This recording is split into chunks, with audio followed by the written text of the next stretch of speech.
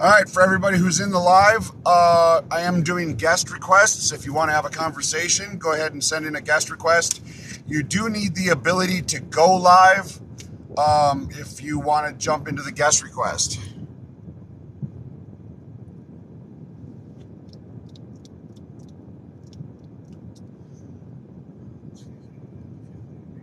Thank you. I appreciate the support. That's really nice of you. 5 times the people. Listen here, smartass. Yeah, you were right. Shut up. Don't brag about it. I know for a fact, blah, blah, blah, blah. At least not an intelligent agent. What are y'all talking about now? Satan is real. Why would God be? I didn't say Satan was real. I don't believe in a literal Satan. It worked. Yay! Yes, we do have more people. How badly does the world miss Christopher Hitchens right now? Very, very badly. We need Christopher Hitchens to be here. For serious. All right, we have a guest request, folks. We're going to run with this. We've got Charlie.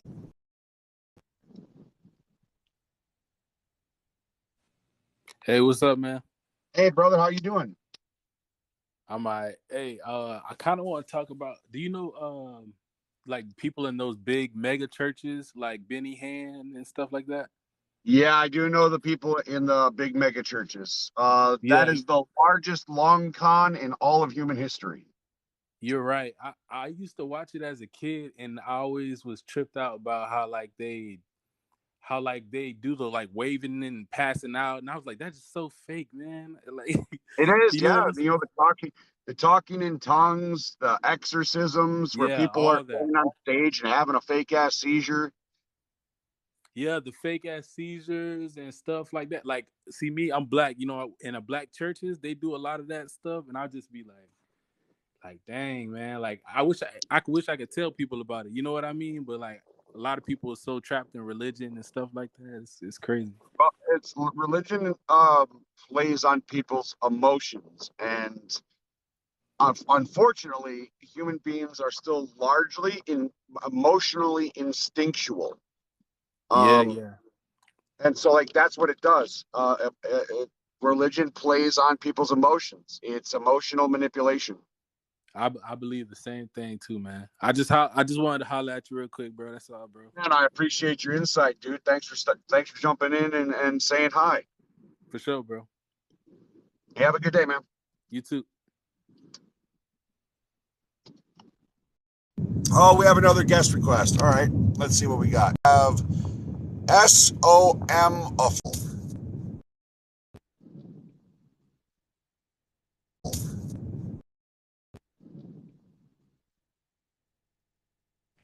Yes, sir. Hell, Satan. I love How's your it going, style. man? What's up? How you doing? Oh, just hanging out. Oh, that's good. That's good. We love Satan So here. what's on your mind? Satan's the best. Woo! Woo! So what's on your mind? Everything and nothing all at once. Is Have a there good anything day, you though. wanted to talk about? No, I just wanted to tell you that you're smart. Religion's a Thanks, brother. I fucking appreciate it. sham. Religion's a sham, and they brainwash people. Jesus isn't real. I'm gonna Agree. say that right now. Fuck the Bible. I Have a good agree. day. You too. Spider-Man. Thanks, brother. We hail Spider-Man over here. Spidey-Man. All right, we have 2 more guest requests. That's good. Let's go with. Let's see what Sherlock has to say. How you doing, brother? Hey, brother. Love the shirt. Got the flag as well. Obviously, Thomas, my friend. Yeah, right there. So I've been watching your live for a little bit. Granted, I just found you literally maybe 15 minutes ago or so, something like that. Something not that long. But I've been Gotcha. watching kids come on here and do the hail Satan and everything, and I'm kind of curious, and not to brag on any of them, but if they really know what any of it is. So I was Well, wondering if you could I possibly. think there might. I'm sorry, I don't mean to interrupt. I think that a large portion of people who come into my live who don't know what Satanism is, I think a lot of them either they do one of 2 things. They're either asking me questions about it, or they're making assumptions about it. So you're going to see somebody in the comments section who will say, well, if you believe in Satan, you have to believe in God. Well, these are people who don't know anything about Satanism. They're giving away their position. Yeah. I think that people who are genuinely curious are going to ask questions, and I think people who are going to say "Hail Satan," I think they have a pretty good grasp of either the Church of Satan or the Satanic Temple. Yeah. Are you a member of either one? I'm a member of the Satanic Temple. Same. Yeah. So I agree with their overall mission statement, their civil rights movement. I agree with the 7 fundamental tenets. Number 5 happens to be my favorite one. Mhm. Yeah. Right on. Yeah, I was just kind of curious. I wouldn't say relatively new to being a Satanist. I'm still learning that there are multiple different types of Satanist beliefs, if you will. Uh-huh. But my question to you would be, were you always a Satanist? Did you always graduate to Satanism? Why did you pick Satanism over anything else? Well, I started out as an atheist when I was 14 because I sat down and I actually read the Bible. And that's like probably the fastest way to become an atheist. Like sit down, read the Bible, and you're going to like, that's bullshit. I don't agree with that. And you're going to become an atheist. Right. I joined the Satanic Temple, I think in the summer or fall of last year. I had done my research. I watched the Hail Satan documentary. I'd gone to the TST website. I had talked with Satanists on social media. And I just kind of gradually came into I like the civil rights part of it. Right. So like when Texas did their abortion ban bullshit, the TST raised money to file suit against the state of Texas for religious freedom because we have the 3rd fundamental tenet. One's body is inviolable, subject to one's own will alone, and it shouldn't be legislated. And under Right. under RFRA, we are suing Texas for our religious freedom to have access to abortions. And I love that. And I agree with that. I think it's a very powerful way to keep Christianity in check in the United States. Very well put. See, me personally, I've been really, really like been really pulled into Baphomet, or I forget the correct pronunciation of it. Oh, it's But Baphomet. I'm sorry. It's Baphomet. You pronounced it correctly. Okay. But just the the multiple different meanings, like everybody thinks that it's this goat, that it's Satan, that it's the devil, and all this other stuff, but they're so quick to just believe media or a meme, or somebody in here saying Jesus loves you, blah blah blah blah blah. But they don't take the time to actually go and research the things that they are shaming, and actually went out and I looked at it, and I like there's so many different symbols in the Baphomet statue, or Baphomet himself or herself, because it's up, down, left, Duality. right. Yeah. Well, And to me, it just, Baphomet is pluralism. It is yes. equality and duality and female male as so above so below. Um, but the thing with the history of Baphomet is it actually started out as a Christian thing. Oh, Baphomet wow. was invented by the church during the Crusades. Okay. It was later, so in the same way, like the Tibetan symbol, the swastika, was Right. originally meant this back when, and then when Nazi Germany got a hold of it, it became this very evil kind of connotated thing. That's how Baphomet was twisted. There was, I can't remember his name, a fiction writer who took Baphomet and turned it into this demonology thing that it never was before. Right. And then it became related to Satanism and demonology. And then the Church of Satan came along and kind of grabbed a hold of the Baphomet kind of symbolism and again twisted it, reworked it, and made it something that we know of as what it is today. And the Satanic Temple just kind of reaffirmed the pluralism of Baphomet. And so, I mean, when Christians talk shit about things, it's usually from a place of ignorance. They don't do the actual research. They don't read the history. They don't read the books. So I mean, that's kind of a common trope with religious types, is that they don't actually do real research into anything. They don't read. Yeah, I 100% agree with you. So I got one last and final question. I want to take up your live, but how do you feel? So I just recently, my wife actually, she turned me on to this movie. I believe it was called Lords of Chaos. It's like a black metal movie. Okay. It's on I think it's on, I believe it's on Netflix. But Okay. it's basically, it's about a guy. It's New Zealand death metal, like New Zealand black death metal or something like that. And he's the originator of black death metal or something like that.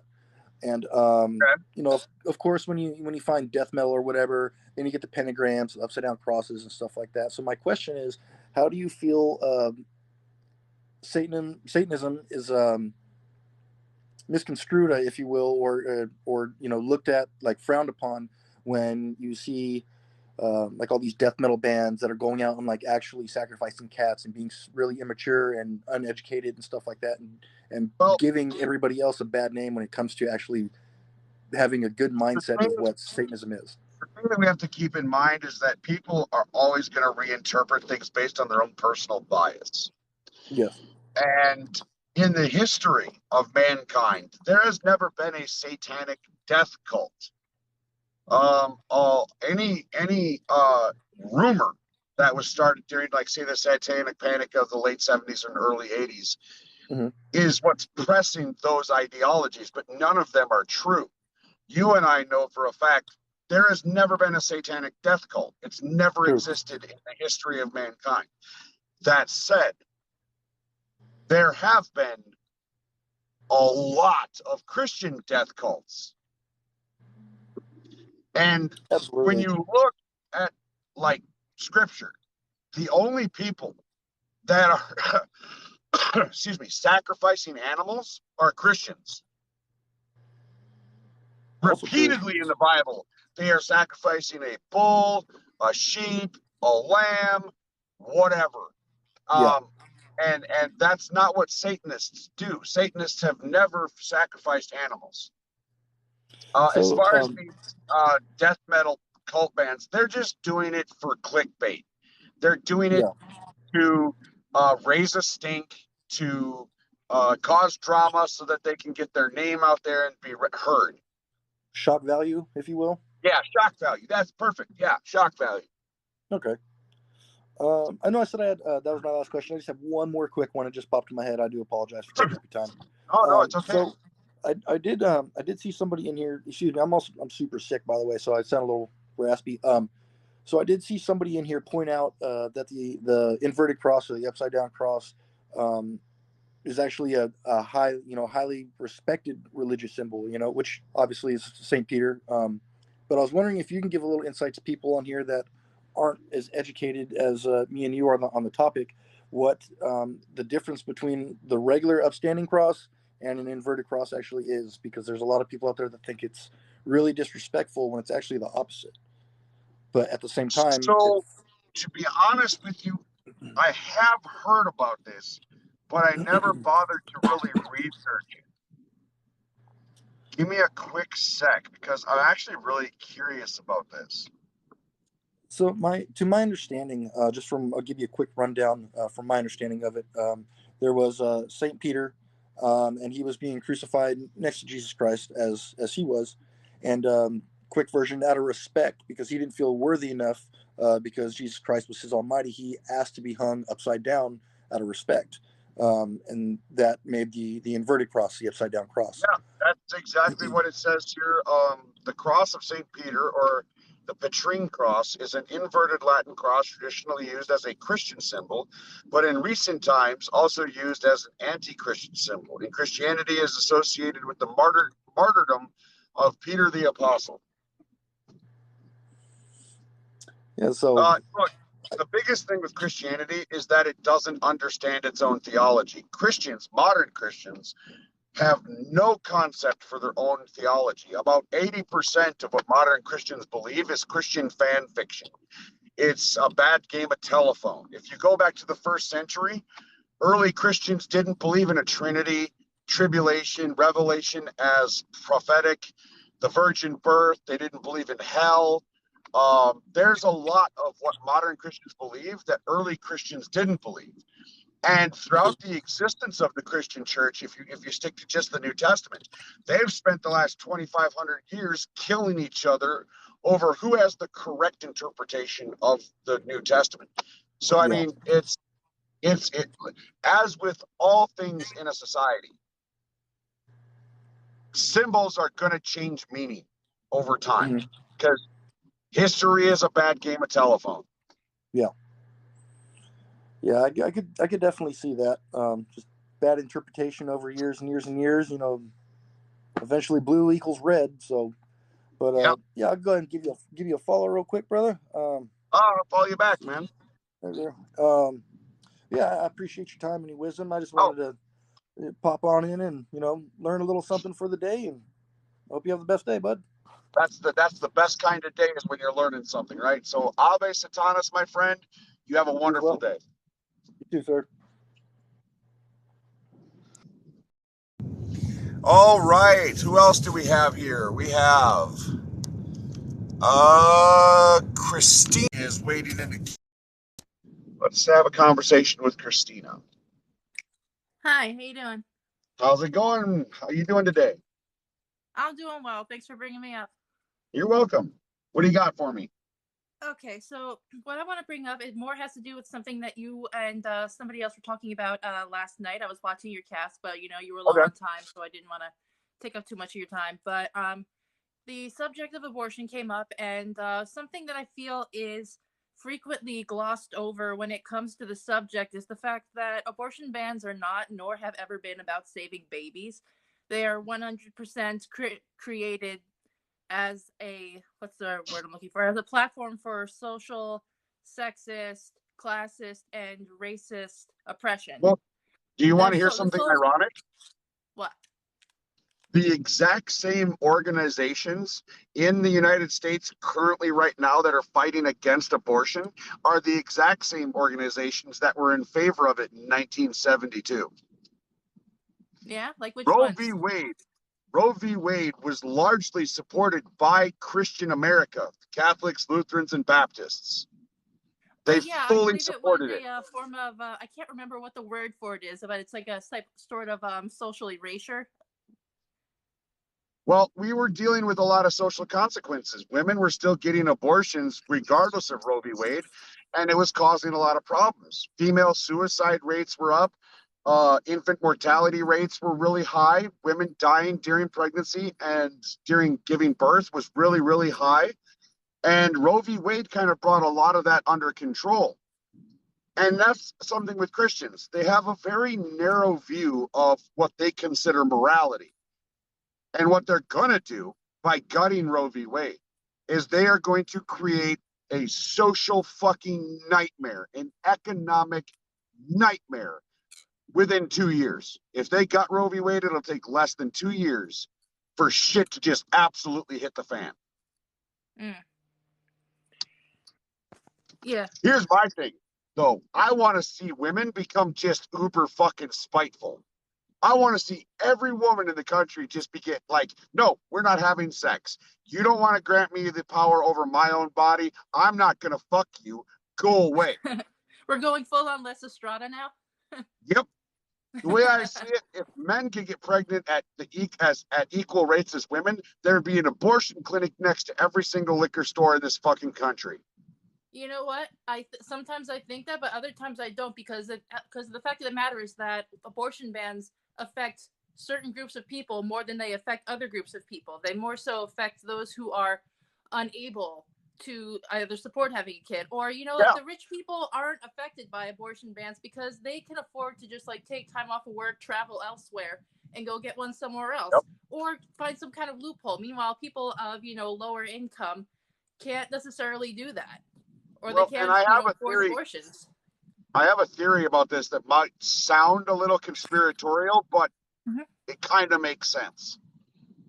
So, as we all know, birth rates in the United States have plummeted for a lot of reasons. One, a lot of people can't afford to have a kid. Two, socially speaking, women have realized that their only worth is not by getting fucking pregnant. They can contribute other things to society, not just childcare. And so society has progressed to a point where people are actually stopping and thinking before they just go have a fucking kid. That poses a problem for the powers that be, because the powers that be want a population of largely uneducated people so that they can stay in power. Yep. It goes really deep. I mean, And that's certainly one. if they take abortion away, the people who are going to be impacted are the least educated, the poorest people who have to work these dead-end fucking jobs that don't pay shit, so that these rich people can stay where they are. Exactly. And there was an article I was reading how it furthers systemic racism, because, like I said before, let's take the Texas abortion law for example. That law is mainly enforced by other people reporting other people, not so much by police catching people. So it's about other people actively putting other people in prison for the act of getting abortions, which pins people against each other. Yep. It's a metric. It's emotional manipulation is what the entire abortion debate is. Emotional manipulation on one side. Those of us who are in favor of abortion are looking at the long-term consequences of banning abortion. And we recognize that it's going to become a social problem. It's going to cause serious issues. But the other side of that argument is purely an emotional one. Absolutely. And the powers that be are playing to people's emotions in regard to this, causing that that division, that separation. Right, because even people I know who aren't, strictly Christian or like conservative or anything of that sort are purely on the emotional side of it. Like, I look at my child. I don't mean to interrupt really quick, but King of all that is ugly. Yes, I did receive your donation. I love you. You are fucking amazing. And I cannot be more thankful for the help. Up here above my head, I have my Venmo and my Cash App. I have these up here because I am on dialysis for kidney failure. I am struggling financially, even though I do work a job. I am a Lyft driver. I do ride share, and on occasion I do DoorDash. I am struggling financially. So if anybody likes my content and they want to help donate, you can do so up here. I'm sorry for interrupting you, dear. Please continue. No problem. So even those who I know who aren't, strictly Christian or conservative of any sort, are saying like silly things like, "Oh, well, I look at my son and I can't imagine like ever aborting him." And it's like, well, who the fuck asked you to imagine that? I mean, if you want to have a child, nobody's stopping you from having a child. You're absolutely free to do that. But you are like grossly glossing over the higher picture here. You're only looking at things from your own perspective and your privileged situation, in that you can happen to afford to live this lifestyle. Yeah, exactly. And one of the reasons I'm pro-choice is not, the main reason I am pro-choice is because I am a humanist and I do not like seeing people suffer. Forcing a person to give birth and raise a child that they do not want, that they are not going to love, is going to create neglect and abuse.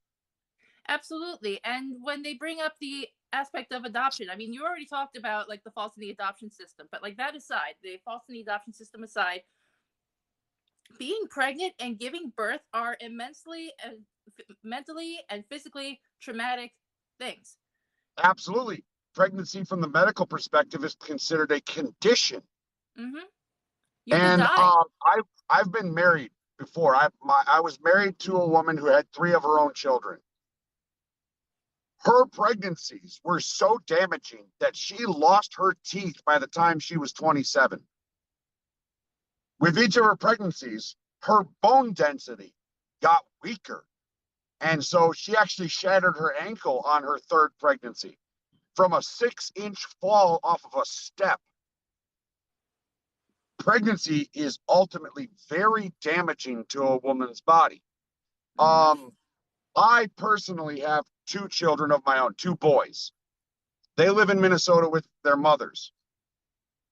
My youngest son, his mother, she has 4 children.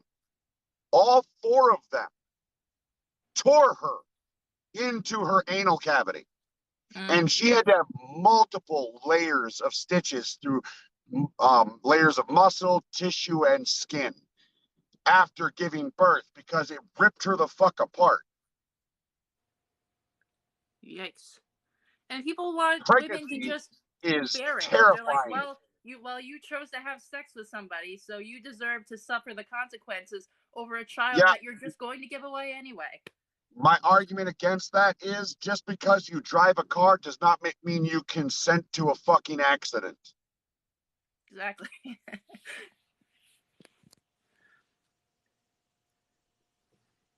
Anyway, that was just a point I wanted to bring up because I don't think it gets brought up often enough. Well, I believe that there's a million layers to it. To be honest, I would like to get our society to a point where abortion isn't necessarily even necessary. We can do that. We can reduce rates of abortion by considering consequence. So in the same way that, old men can get boner pills on their insurance, women should be able to get every form of contraceptive care available on their insurance, and it should be paid for completely. Women should have free access to contraceptive care, period. That would reduce abortion rates. Also, parents need to get their goddamn shitty opinions out of education. Comprehensive sex education, which includes abstinence as a method of preventing pregnancies and STDs, is the best route for reducing abortion. Whereas if you go from the religious perspective, which is a lot of parents' opinion, you have a higher rate of STDs and unwanted pregnancies amongst teen youth in school districts that teach abstinence-only sex ed. So give children the appropriate tools and education to make informed decisions, and give women the goddamn right to contraceptive care, and you will reduce abortions across the board. Not to mention the fact that they're trying to get rid of Planned Parenthood altogether is getting rid of affordable reproductive care for women altogether. Right, because Planned Parenthood doesn't just offer abortion services; that's a very small percent of their service. Yeah, that's a very small percent of what they do. They offer education and health care to women, Pap smears, breast cancer stuff, all kinds. Cancer screenings altogether. Cancer screenings altogether, and vaccinations for various things. All kinds of stuff available through Planned Parenthood that help women. It's not just an abortion service. Mm-hmm. Yeah. Well, that's all I had to say. Thank you. Well, I appreciate your insight, honey. You have been amazing and fun. Thank you. All right. Bye-bye. Bye. All right, we have another guest request. It is Baby.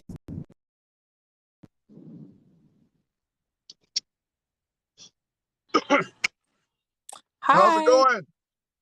It's going pretty good. So I wanted to talk about that original topic, but before I do that, I just want to say, because y'all were talking about Planned Parenthood and abortion, it's important to understand that Planned Parenthood has services for men too, and so many men utilize them.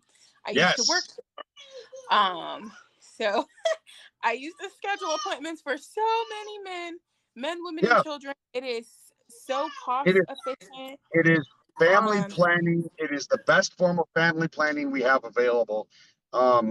But again, people are emotional and they react and they don't think and they don't consider consequence. So unfortunately, because Planned Parenthood does offer abortion as an option, it is automatically on the chopping block, and that's unfortunate. And abortion is healthcare. It is directly correlated to reproductive health. So, I'll say that. But I want to make the point too, really quick, that if you are going to go through the process of legislating what a woman can and cannot do with her body in regards to her own personal health care, if you are going to demand that a woman carries a child to term because it's a life and that life matters, then me, as somebody who is on dialysis, I have a life and my life matters. If you're going to legislate a woman's body, then I should be allowed to sue a random stranger for a kidney.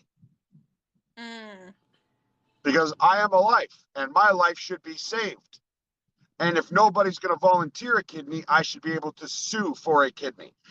If you're going to require that women use their bodies as a natural resource to keep a fetus alive, then I should be allowed to take somebody's kidney. Wow. Well, I'm saying all this as a 6-month pregnant woman, and I have a 1-year-old. So anyone in the comments who has something to say, I said what I said. Yeah, exactly. But I did want to talk about how you were saying that you're not convinced, no ma'am, that any claims to God is true. And one of the things with the last guy, not the lady who was just on, but the guy before him, y'all had previously touched on like the cross and how like Christians don't even understand like a lot of the history. I am a Christian. I have a lot of views on a lot of things. Well, so, I want to add a caveat. I want to add a caveat here. Do you understand your family heritage? Like my personal family, I don't understand a lot. My father was adopted, so there's a lot that I don't know, but I'm seeking out more truth and knowledge. Okay, so what I'm going to assume is, because you are Black, that your ancestors were slaves. I'm just going to make that assumption. I could be wrong, but let's just assume that that's true. The only reason that you are a Christian is because slave masters forced Christianity onto the slaves. They have what's known as the slave Bible. You can actually look this thing up. It's kind of disgusting. So for me, I did not believe in anything to do with God until 2013. My family was what they would believe very heavy in the church, and I felt like I was on a mission to prove it wrong. From a very young age, I used to keep journals every time they would force me to go to church. Okay, thank you, no ma'am. Every time they would force me to go to church, I would write down every word the pastor, preacher, bishop, whoever would say. And I was very well versed in the Bible because they forced me to read it. And I would go back and say, they said this wrong, so how could it be true? They said that wrong, so how could it be true? So I have a very good understanding of like both sides of it. But I did have to come to my own divine interaction to get to the place where I am now. And it did not come easy. And for me, the type of person I am, I had to do a lot of research. Please, thank you. Thank you. I had to do a lot of research into even understanding like the original text, the original culture, what society was like to even get to where I am now. I want to kind of, I don't mean to interrupt, but I want to get something out really quick. We don't have originals of the scriptures. So what we do have is original language. So when we go back to the Hebrew and the Greek, we can see what original translation would have looked like. And you have to be very studious to even take on that task. But that's when you truly want to have a deeper understanding, when you want to have that deeper relationship. But all of these things are personal choices. Like, I can't convince you that any claims about God are true. Like, I just cannot do that. I am a mere human being with a belief system. But what can happen is I can have conversations and plant seeds. And if you choose to allow that to grow and allow whoever's God, because I do believe there are multiple religions. Like, I can't say one religion is not real. It is real, and it's real to someone, just like someone believes my religion is real. It's real to me. I want to step in here for a second. Mm-hmm. I am an atheist, so my position is neutral. Mm-hmm. I am not the opposite of a theist. I am not the opposite of a Christian. My position is neutral due to insufficient evidence. Mm-hmm. My mind will change when I am presented with evidence. My mind will change. I will be convinced. I would be convinced of a God if there was sufficient evidence for the existence of that God. My Mm-hmm. goal in life is to believe as many as many true things as possible and as few false things as possible. And when it comes to the Christian religion, that Bible has largely been disproven by scientific discoveries. Well, so let me ask you this, because a lot of the things in the Bible have come to fruition. And so when you say that, are you speaking on like, for instance, like, are you saying you can't believe that Christ was a real person, or like the disciples weren't real people, or? As far as Christ goes, I've read Bart Ehrman's work. He's a biblical scholar and a New Testament scholar, and he thinks that there is sufficient evidence for a crazy Hasidic Jew that was running around talking shit. If I was to grant anything about the character of Jesus, that would be the limit. It was just a crazy dude running around talking shit. And at the time, there was actually a lot of crazy dudes running around talking shit. So it makes sense. Do I believe in the Jesus Christ, Son of God narrative? Absolutely not, because there's no evidence to support that claim at all. There is no evidence to support the resurrection of Jesus. There is no evidence to support the miracles that Jesus supposedly performed. There's no evidence of any of that. Mm-hmm. So Could there potentially have been a crazy Jew running around talking shit? Sure.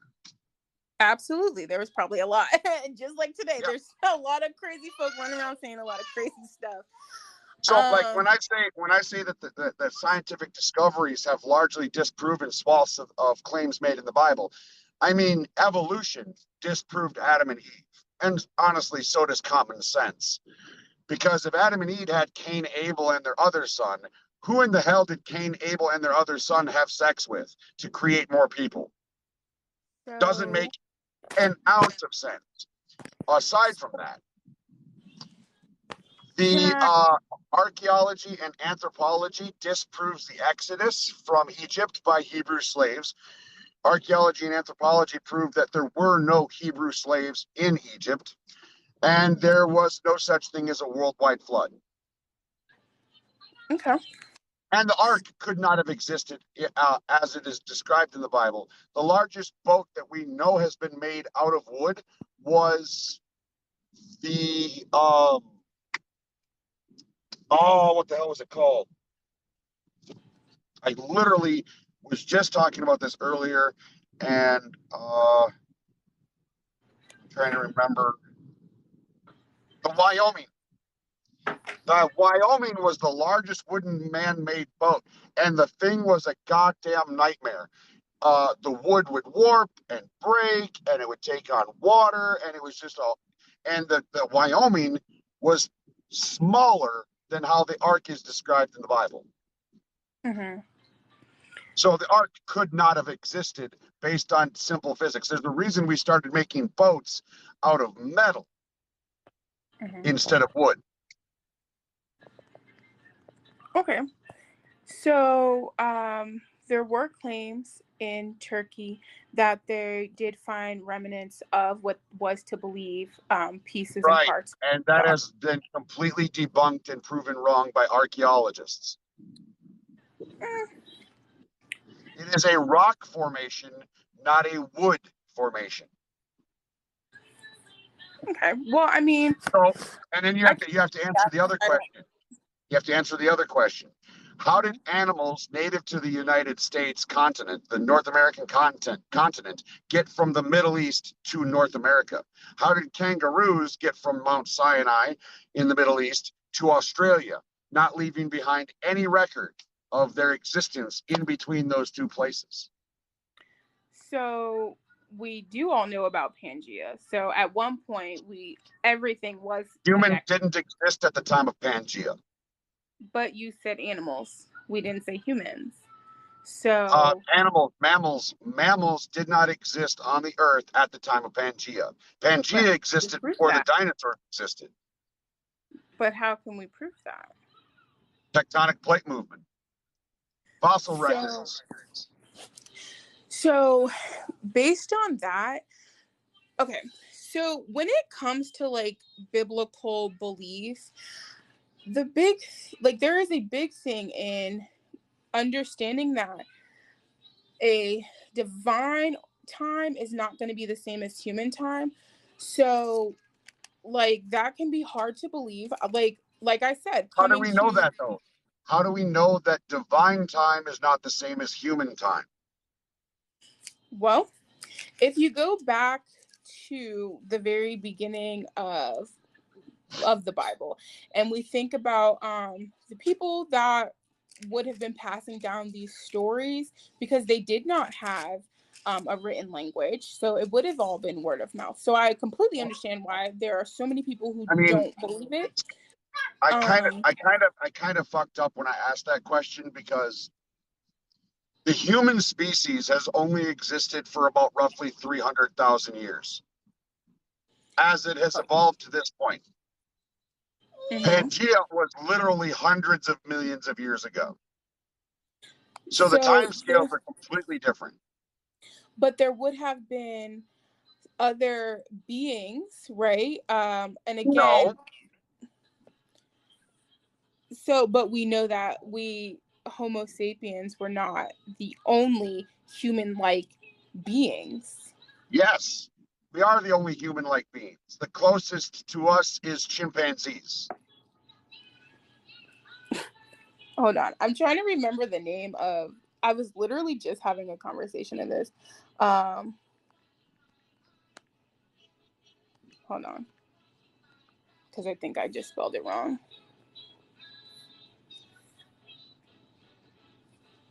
Okay, so like a Homo erectus would have been a human-esque type of being, carrying very similar...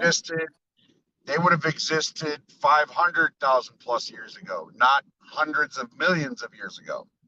You have Homo habilis, which would have existed 1 million years ago, not 100 million years ago.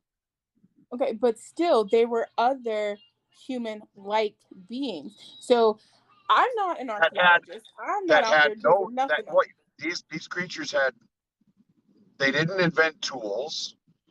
These creatures didn't have spoken or written language. Mm-hmm. They could not have passed down stories of a god-like character.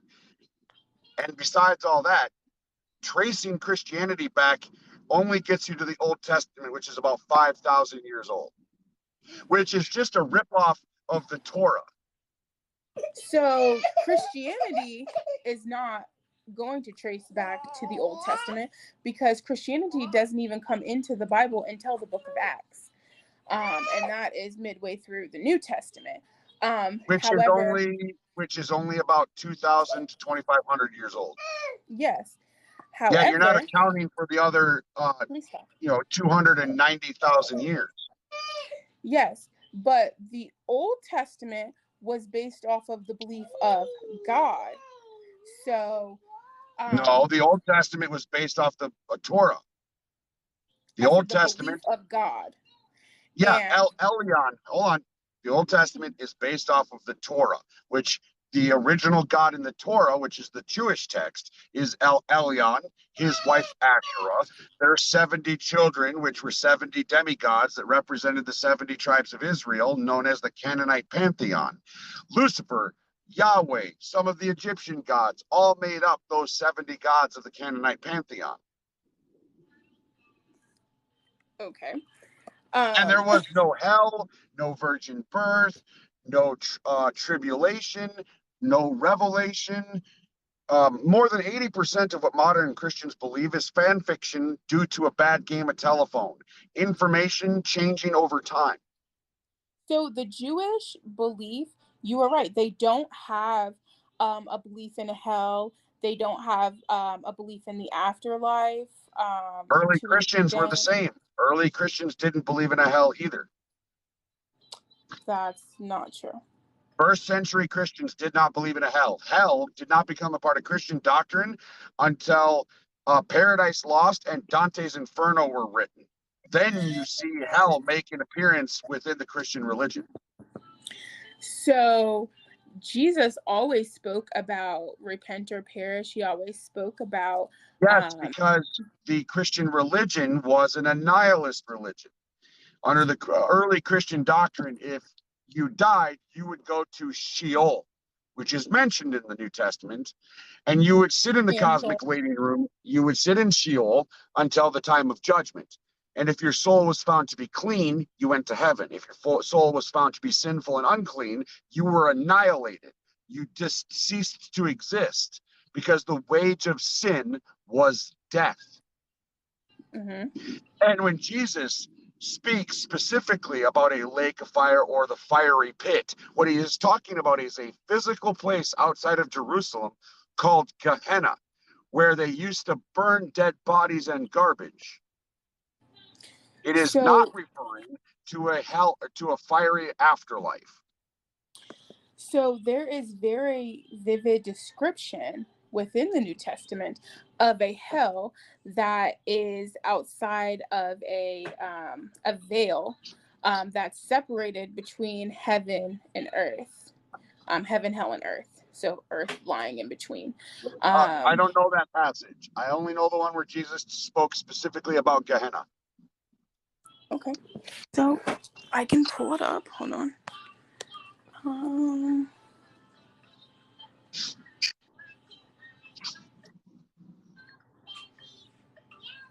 Okay.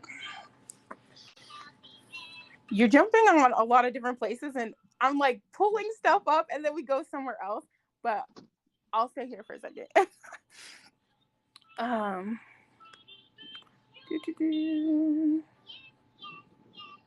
Sorry if y'all can hear my baby songs in the background. And I've been like 4 or 5 days now before I told I quit for about a year. Long story short, so. Well, welcome back to the fold. Well, yeah, but man, that drive killed me. Yeah. 50-something hours. I was in a big box truck, like a 26. Oh, that's fucking horrible. So I like relocated. Yeah. And well, welcome to warmer weather. Oh, I left this house. I'm from Minnesota, so when I left Minnesota and moved out here, it was like 22 fucking degrees. Wow. And I came down here and it was like 90, and I'm like, yes! Yay! I ended up going to New Jersey for 6 months for work. I met my girlfriend 3 cats later. I stuck in Jersey for almost 5 years, and I just found a job out here. So. Welcome back, man. Yeah, hell yeah. So much nicer. Yeah, it is so much nicer. You have yourself a wonderful day, brother. You too. Thank you for smoking. You're welcome. All right, so did you find it? Yeah, I'm going to Luke 16. Hold on.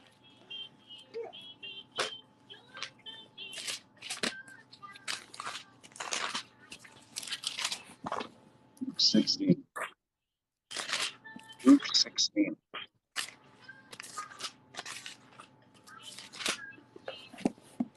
The parable of the shrewd manager. Jesus told his disciples there was a rich man whose manager was accused of wasting his possessions. We're not so going he to that called verse. him in and asked him, "What is it I hear about you? Give an account of your management, because you cannot be a manager any longer."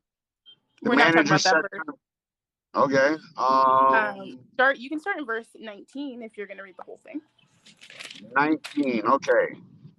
The rich man and Lazarus. There was a rich man who was dressed in a purple and fine linen and lived in luxury every day. At his gate laid a beggar named Lazarus, covered in sores and longing to eat what fell from the rich man's table, even if the dogs came and licked his sores. The time came when the beggar died, and the angels carried him to Abraham's side. The rich man also died and was buried. In Hades, where he was in torment, he looked up and saw Abraham far away with Lazarus by his side. So he called to him, "Father Abraham, have pity on me and send Lazarus to dip the tip of his finger in water and cool my tongue, because I am in agony in this fire."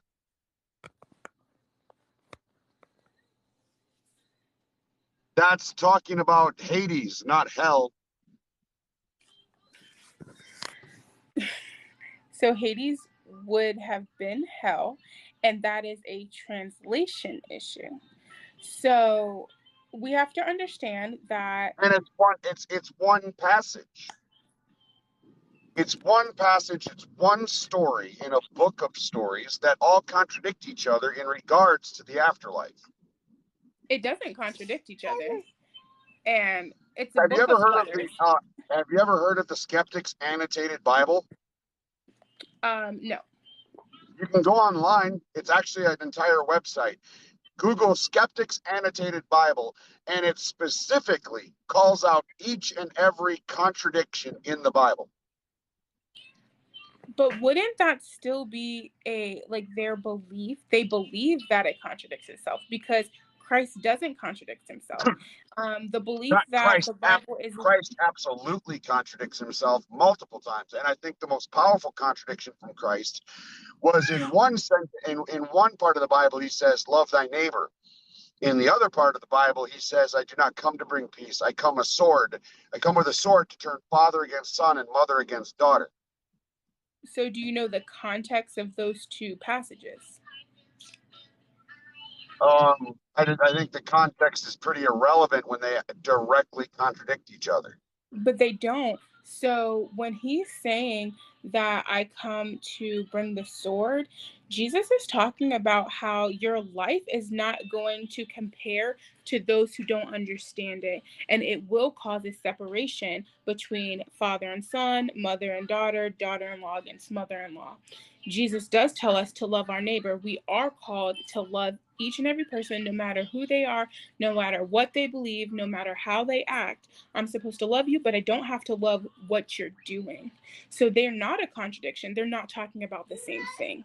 And that's which honestly turns into a bias, which turns into hate. So I do believe a lot of people who claim to be Christians do not have an understanding of what they proclaim. And But that that's a is no true problematic. Scotsman fallacy. That's a no true Scotsman fallacy. There is nobody on the face of the planet that gets to dictate what is and is not a Christian, because the Bible is largely left up to interpretation. There is no authority for how to properly understand Scripture. That is why you have 45,000 different denominations of Christianity worldwide. So denomination is only came about after Reconstruction when people No, wanted denomination started early in the Christian church. Did they you know that wanted there was a Go ahead. sect of Christianity that was entirely female?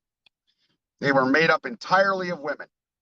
The Catholic Church slaughtered them, wiped them out, murdered them, And burned I'm them not at the agreeing stake. with that.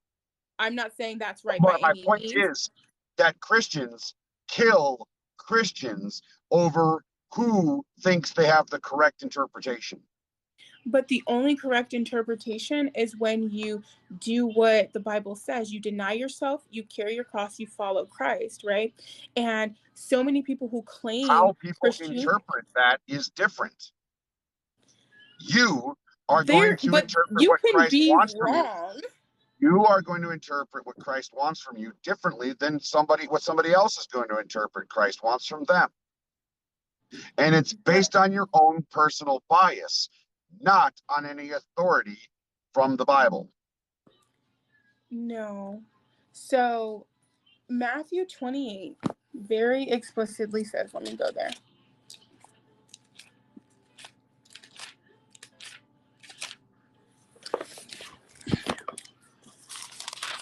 Matthew 28.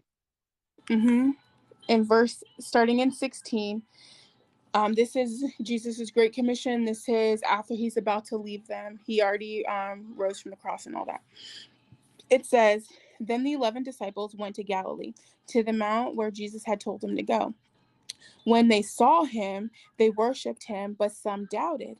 Then Jesus came to them and said, "All authority in heaven and on earth has been given to me. Therefore, go and make disciples of all nations, baptizing them in the name of the Father and of the Son and of the Holy Spirit, and teaching them to obey everything I have commanded you.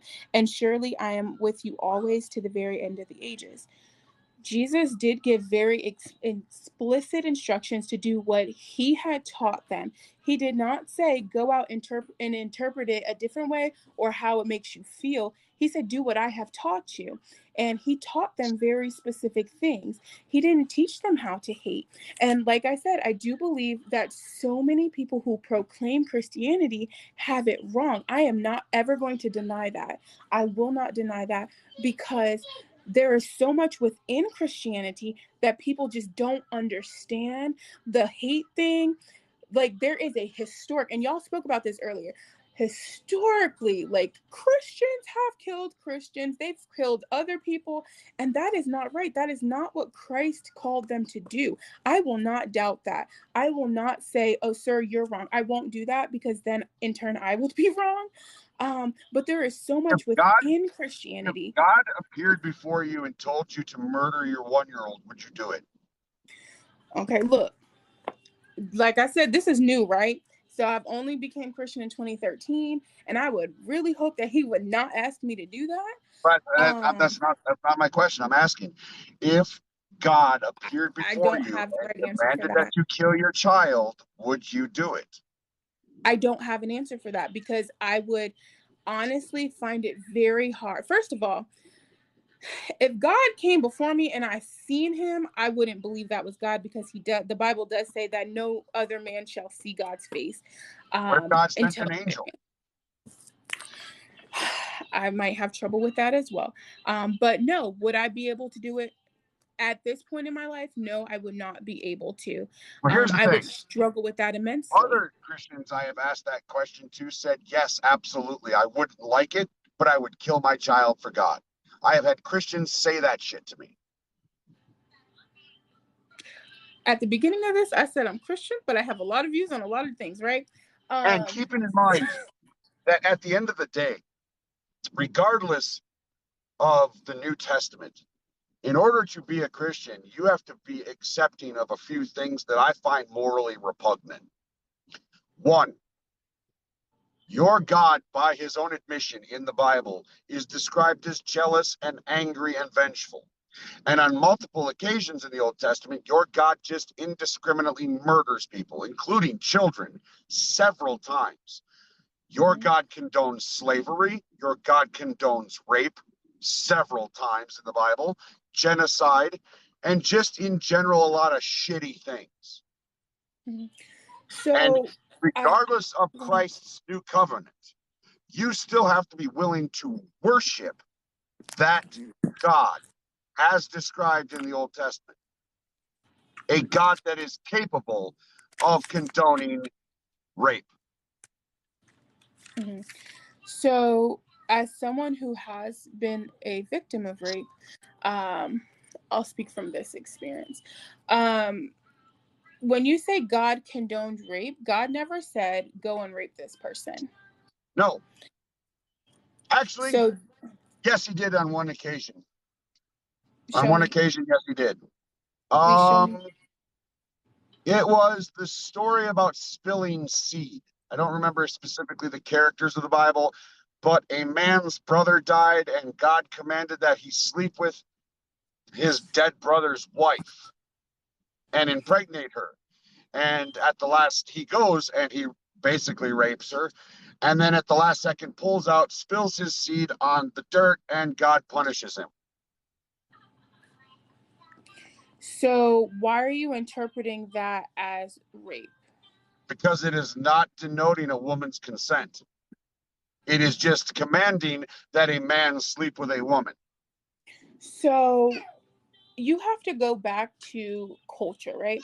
So in that time, when a man would die, the woman, and I'm not saying this is right or wrong, but the woman would stay within the family, and she would be betrothed to the next sibling.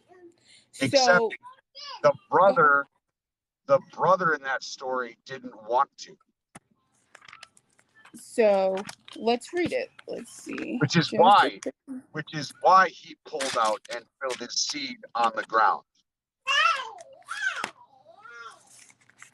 So let's get context. Let's see. But specifically, Deuteronomy 22, 28 through 29. Deuteronomy 22, 28 through 29.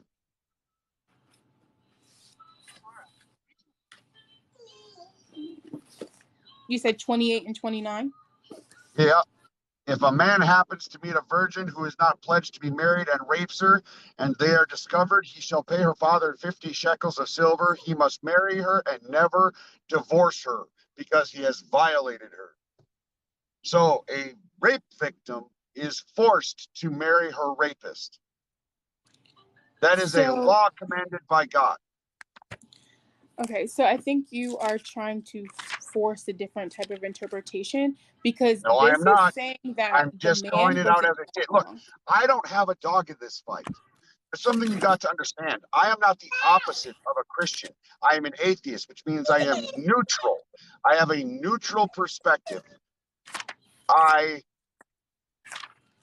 If tomorrow there was absolute evidence of a God, I would change my worldview to believe in that God. That is my position. An anti-theist is somebody who denies the existence or the possibility of any God. I am not that. I am just an atheist. So I do not have a dog in this fight. I am simply calling out the scripture as it is written. I do not have a personal bias in this at all. So, okay. In this scripture, it is saying that a man has raped a woman and he is wrong for that. He is going to be punished. Now, in And that his punishment is to force the victim to be married to him and pay 50 pieces of silver. So wait, your God can command people not to wear clothing and mixed fabrics. Your God can command people to not murder, but your God can't be bothered to command people to not rape? Okay. So there is a thing called free will. So for the people who believed in God, right? He said these are the guidelines for which you live. And then there were people who claimed they believed in God, but they still did horrendous things, like the man who raped a woman. So his punishment was to do right by that woman. And then you have to think again about culturally. Would you marry the person who assaulted you? Absolutely not. Okay. That's all that needs to be said. Because the woman is suffering in that situation, the woman is suffering multiple consequences to no fault of her own.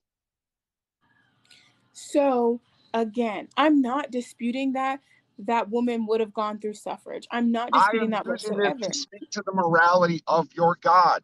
This is the morality of the God of the Bible. So in this scripture, he is telling this man who did wrong, he needs to make it right. First, you are going to make right by her because in that culture, a woman doing so includes paying money and forcing her to marry. But you won't let me finish. You won't let me finish. So in that particular culture, a woman's worth was defined by her virginity. And this specifically is talking about a woman who was raped as a virgin.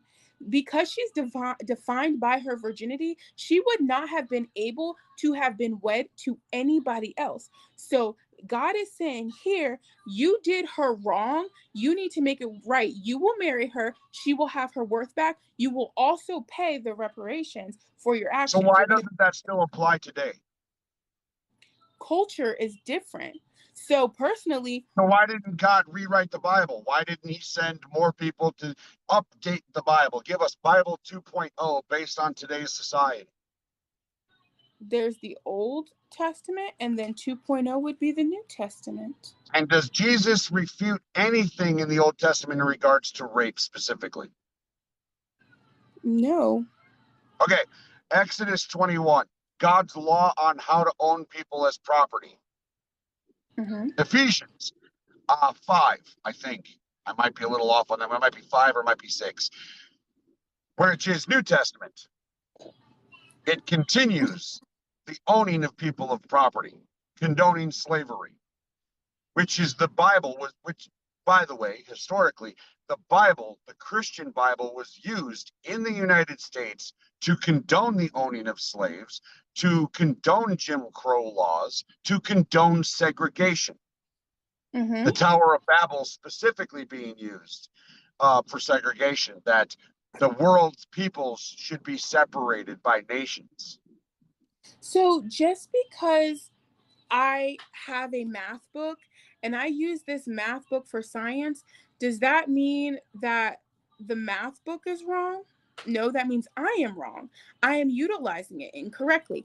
So I say that because I wanted it to sound super ridiculous. I don't understand that analogy. That didn't make. That was the point. Just because someone uses the Bible in an incorrect way does not mean they are right, and it does not mean that the Bible is wrong.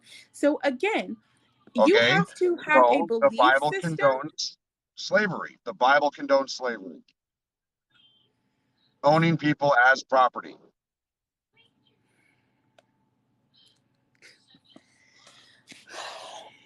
So, I'm sorry. I get it. I'm going to repeat this. I don't have an emotional attachment to this. I don't have a personal bias in this. I think you do have an emotional attachment. No, my goal in life is very simple. I want to know as many true things as possible and as few false things as possible.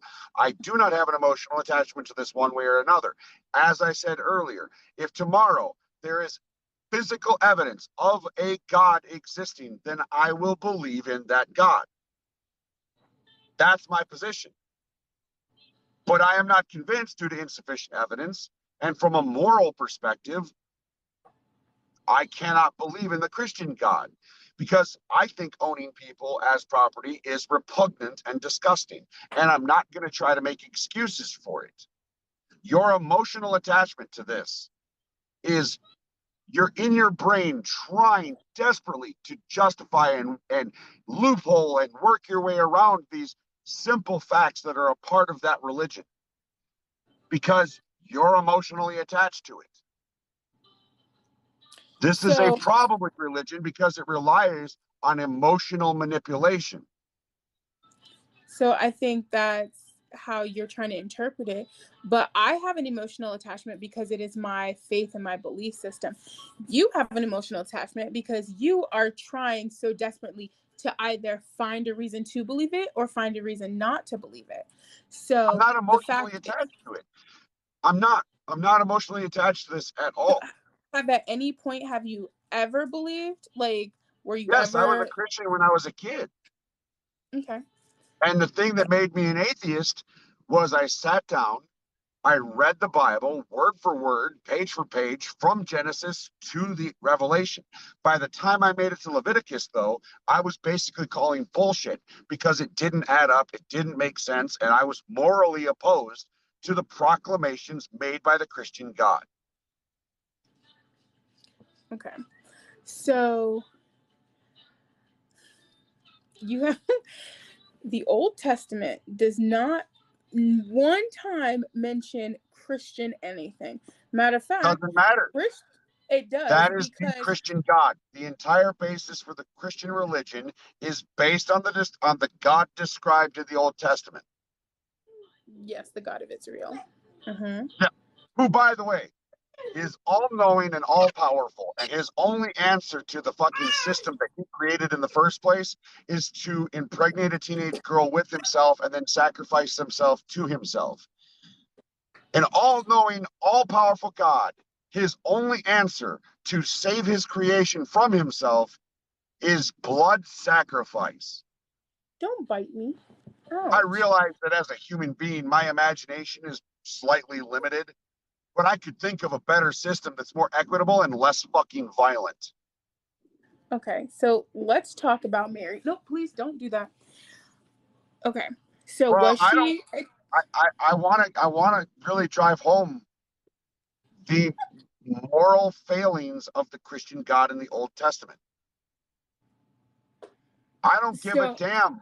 I don't care what their culture was at the time. If their God was all-knowing, then he would know that over time their culture would change and we would be what we are today. And he did not write a scripture. He did not offer a biblical understanding in regards to our modern society. He only wrote it in regards to the society at the time. If he has the wherewithal to give you a commandment not to covet thy neighbor's wife, not to bear false witness, not to murder, not to steal, if he has the wherewithal to tell you that, then he should have the wherewithal to tell you to not own people as property. He should have the wherewithal to tell you to not rape people, because that's repugnant as fuck. He should have the wherewithal to not command his armies to genocide entire tribes of people and keep the little girls who have not known a man to themselves.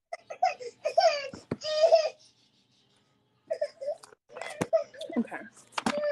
So, again, I can't convince someone who doesn't want to be convinced. You said that the only thing that will I said I want to be convinced. I know that's no. What you said was you want physical evidence. Yeah, I want evidence of a God. I can't provide you with a physical, tangible piece of evidence. One, I don't have something I could pull out of my pocket and say, "Hey, friend." Then why would I believe it? If there's no evidence for it, then why would I believe it?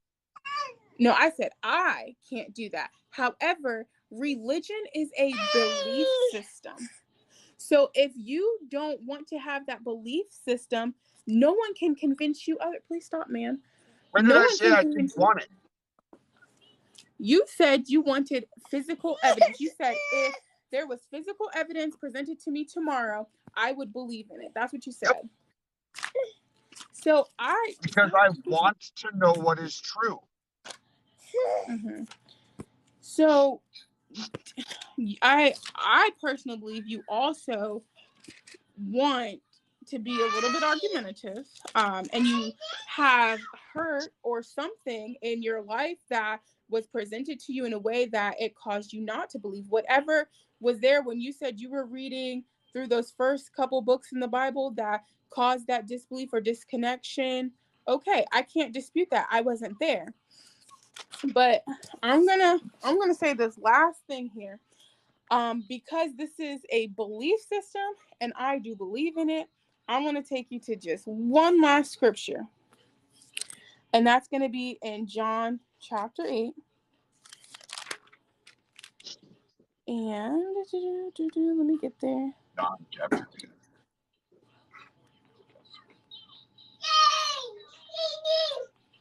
I'm going to start in verse... Sorry, my baby's going a little crazy at this point. Okay, start in verse 42. It says, Jesus said to them, if God were your father, you would love me. Sorry, I don't want to interrupt you. I actually know this story. Did you know from a biblical scholar perspective that this was added later and wasn't a part of the original text? Okay. Sure. This was added later. This was added later by a completely different author. First, we don't know who authored John at all. We don't know who the original author was. And also, this story was added like 100+ years after it was authored in the first place by a different author. And biblical scholars are pretty much unanimous on that. Okay, so let's just read it. So it says, Jesus said to them, if God were your father, you would love me, for I have come here from God. I have not come on my own. God sent me. Why is my language not clear to you? Because you are unable to hear what I say. You belong to your father, the devil. And you want to carry out your father's desires. He was a murderer from the beginning, not holding to the truth, for there is no truth in him. When he lies, he speaks in his native language, for he is a liar and the father of lies. Yet because I tell you the truth, You do not believe me. Can any one of you prove me guilty of sin? If I am telling you the truth, why don't you believe me? Whoever belongs to God hears what God says. For that the reason you do not hear it is because you do not belong to God. Wrong. So Hold on a second. First off, there is a huge lie in the middle of that. And I stand corrected. That is not the story I was talking about that was added later. I was talking about the whore that the Pharisees brought before Jesus. That was added later. Excuse me. The devil killed like 10 people in the Bible, and that's it. The Christian God killed over 2 million. And the people that the devil killed in the Bible, he got permission from God to do it. The only people that the devil killed in the Bible was Job's family. Job's family. And the devil specifically got permission from God to do that very thing. So in the story of Job, when they are talking about, God says, have you tried my servant Job? Because God knew that Job would not, that's my baby, I'm sorry guys. That's all right. He knew that Job would test worthy, like he would be worthy and approved. And so Satan's like, okay, so can I do this to Job? Can I do that to Job? And God... Whoa. It's not Satan. It's the devil. You have to be very specific about that because Satan, the devil, and Lucifer are not the same individual. That's not true, but okay. That is absolutely true. Satan is an old Hebrew word that translates directly to the accuser or the adversary. The devil, specifically in the Bible, is an agent of Yahweh and does Yahweh's bidding, as told in the story of Job. And Lucifer is a demigod, not a fallen angel. He is Yahweh's brother as a member of the Canaanite pantheon. He is not the devil and he is not Satan. I'm sorry, if your only reference is the Bible, then you're sorely mistaken. You need to look at the archaeology and the anthropology and the sociology and the politics of the time that the Bible was written. You need to understand where the Bible came from. And I do. I don't think you do, because biblical scholars disagree with your assertion that Lucifer, the devil, and Satan are the same individual. They are not. And that biblical is not... scholars are unanimous on that. Okay. So let's go for what you're saying, okay, for the sake of argument. It still says that let's go back to it. It says you don't believe in what Christ is saying. Christ is saying this because you don't belong to God. You belong to your father, the devil, and he is the father of lies. He lied from the beginning, holding to no truth. There was no truth in him, and he speaks in his native language. It also says that no one can prove... Do you think I deserve an eternal punishment for a finite crime of not being convinced? Do I believe what the Bible says is true? Yes. Do I believe that we all... So you believe that I personally deserve eternal punishment because I am not convinced that God exists, regardless of how good of a person I could potentially be, how much good I can bring to the world, regardless of that, regardless of whether or not I live my life in a good way, I still deserve eternal punishment for the finite crime of not being convinced.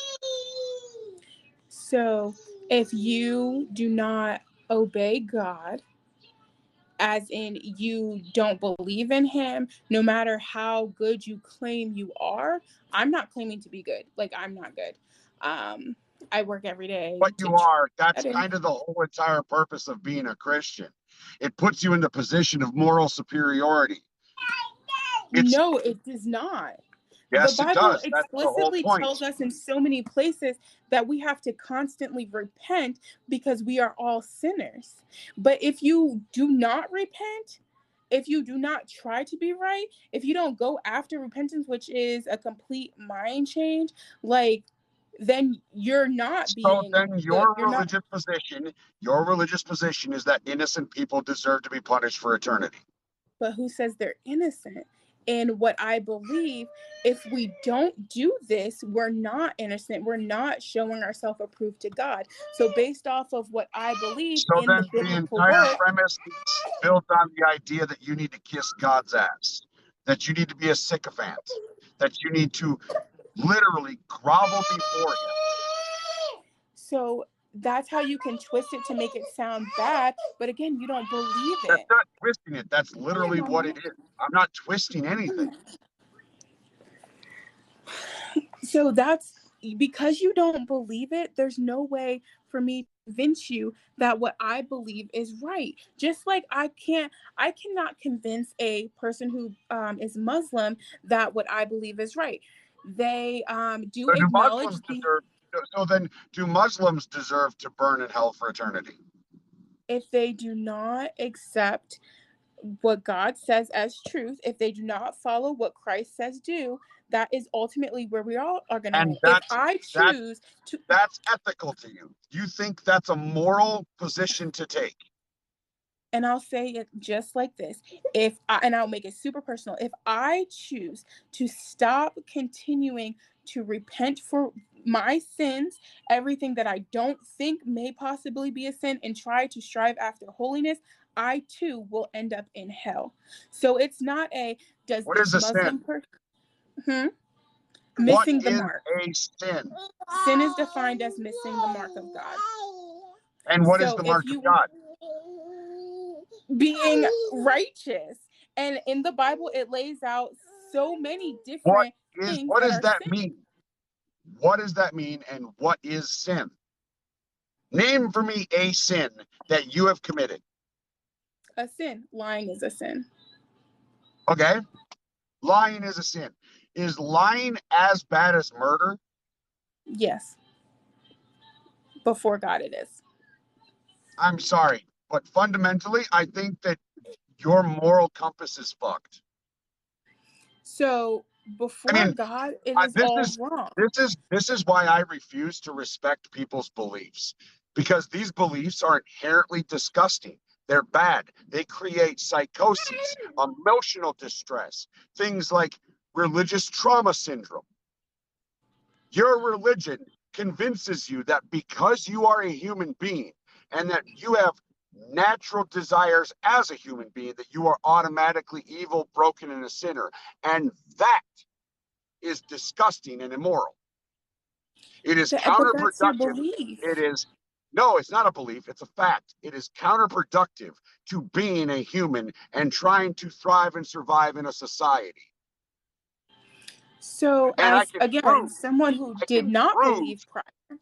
I can prove that religion has a net negative impact, not only on individual people, but on a society as a whole. So if you're going to speak on any type of statistic, you would only be able to speak on a statistic or a fact of people who have tried it and did not like it, or people who have never believed it or been introduced to it, not the people who follow it. Who were born into it and abused by it. Okay, so you do not get to again, speak to the experience of other people just because but you I are can speak to personally. mine. Fine, great. Your personal experience is not evident to other people. I can only share my story, and again, I cannot convince And what anyone. you're gonna do when somebody else who has had a horrible experience with it is you are gonna diminish theirs because your experience is yours. Why would I diminish somebody else's? No, so perfect example. So I went to church with a girl, and she's on TikTok, and she speaks very publicly about her experience and how when she came out as a part of LGBT, that she decided to leave the church that we go to, or she went to. She doesn't go there anymore. And I watch all of her videos, and every time she talks about her hurt and what she perceives as trauma, I console her. I do not say, well, you are wrong for leaving and da-da-da-da. But that's Do what I you believe? What I believe is that people do hurt, and I've been hurt. Okay? I have come into my journey in 2013. I also walked away from God because it was hard. But what I found in my personal journey, because my personal journey cannot be your personal journey, it wouldn't be personal. I felt like it was too hard. I was depressed. I had a lot of anxiety, and And I you know what? walked There's away. ways to deal with depression and anxiety besides clinging to an archaic subset of bad ideas. But Yeah, at the core of therapy. your belief, at the core of your beliefs, you believe that that girl is going to hell. Not only for So, falling away from the church and not believing anymore, but also for being a member of the LGBTQ community. so what I believe is that if you do not follow my belief, so very explicitly, the Bible actually says that Explain to me how this is not arrogant. how is it arrogant? It's my belief. Are you telling Muslim people they're arrogant? Yes. If Okay. they Well, carry the then, position that they believe in the one and only true God, and if you don't believe as they believe, you will spend an eternity in a punishment. Yes, that is arrogant. You think you have all the answers when you actually have none. I never said I have all the answers. So let's be very clear. I've But never that's the said that. assumption, right? That's the point. Righteousness. You put yourself in a position of moral superiority and righteousness because you think your belief is the belief, the belief. And you dismiss everybody else's beliefs. You So who said I regard them dismiss as it? I untrue. don't believe in it. You regard them as deserving of eternal punishment. So my belief system is going to be different than a Muslim belief system, right? So a part of their belief is they acknowledge the existence of Christ, but they don't believe that he As was a prophet, not the Son of God. yeah. Yes, I know what Islam is. Okay, so for that Which one of you specifically, is right? Is a Muslim right or are you right? Which God is so, the true God? so I believe that my God is the true God. They believe Right, that theirs is the true God. So right. for me, my goal is to be with my true God, right? So I'm going to work hard in my life so I can get there. They believe that their God is the true God and they're going to work hard in their life so that they can get with their true God. So I So will both never make gods it to exist. their true God. I couldn't hear you. Say So that again. both gods exist. I didn't say that. What I said Well, was then one they of you, if there's believe. only one true God, one of you has to be wrong. And one of you Okay, is going to suffer eternally for that decision. What if absolutely. you're wrong? What if you're worshiping the wrong God? So I don't believe that. So I can't even It play doesn't in it the doesn't what if matter. you were wrong. It doesn't matter at this point what you believe. If there is It a does. one true God, how do you know it's your version of that God? Because that's what I believe. It doesn't matter what you believe. I'm So looking for belief is the fine. acceptance It's that a it's statement what is you true believe. It's or what you that something believe. That's exists. fine and dandy. What do you say to people who believe differently? So I think you got okay. so There you are. I yeah, honey, hold on just 1 second. I'm wrapping this up. So when I am speaking to someone, because a part of my Christian journey is to spread the gospel. When I speak to someone who does not believe what I believe, if they are interested in getting to know God, the God that I believe in, and getting to know Christ and having that relationship, I sit down and I talk to them about it. I'll study the Bible with them. If not, I'm not going to hold an argument and say, you're wrong, you're wrong, you're wrong, you're going to hell. That's not my job. I can't place There's someone no. in hell. You're right. It's not your job. But again, you have a immoral disposition that your beliefs are the only correct ones and everybody else's are wrong, and that they are going to be tortured for eternity for being wrong. That is your Just like disposition, you believe that which that's not is the truth. immoral. That is disgusting and unethical. That's your belief. I No, can't that is convince a you. fucking moral fact. So, okay. I can't convince you. Would It's you hard to treat your say. child the way, would you treat your child the way your God treats you? So, giving me grace, No, extending me chance after chance. no. Yes. And your God doesn't. Why Eventually, doesn't he? the punishment is eternal. Would you expect from your child something they could never accomplish? But why couldn't she accomplish it? I'm asking you, would you have an expectation of your child that she could not accomplish? No, Okay, your God does. He but he expects you doesn't. to refrain from sin when you can't refrain from sin. Your very So nature is sinful. again, This what is he an says is unreasonable, this is an repent or unreasonable perish. this is an unreasonable expectation. So again, he says repent or perish. So there is opportunity, there is grace given. But again, if you don't live by the law of God, you can't be judged by his law. The Bible I tells you can you are judged by the world you live in if you don't live by the Bible. I can absolutely 100% judge ideas based on their merit. And the Yes, you have the ideas right that to you do are that. putting forth based on their merit are immoral, unethical. If that's what you choose to believe. But No, that's a goddamn fact. You don't get to punish people for eternity for a finite fucking and I'm crime. not punishing anybody. No, but your beliefs are. So if you don't believe in You them, may not be physically doing the punishing, but the God that you profess a belief in is the one that's supposed to do the punishing. so I'm not God. I can only strive to live my life according to the word. If I'm you do telling you that not, oh my God, you're like totally fucking walking around the point. no, You're I'm not. You avoiding want me to the say something point. that I don't believe in. I can't say something I don't believe in because this is my belief. So if I believe it, okay, I believe it. If you don't, okay, you don't.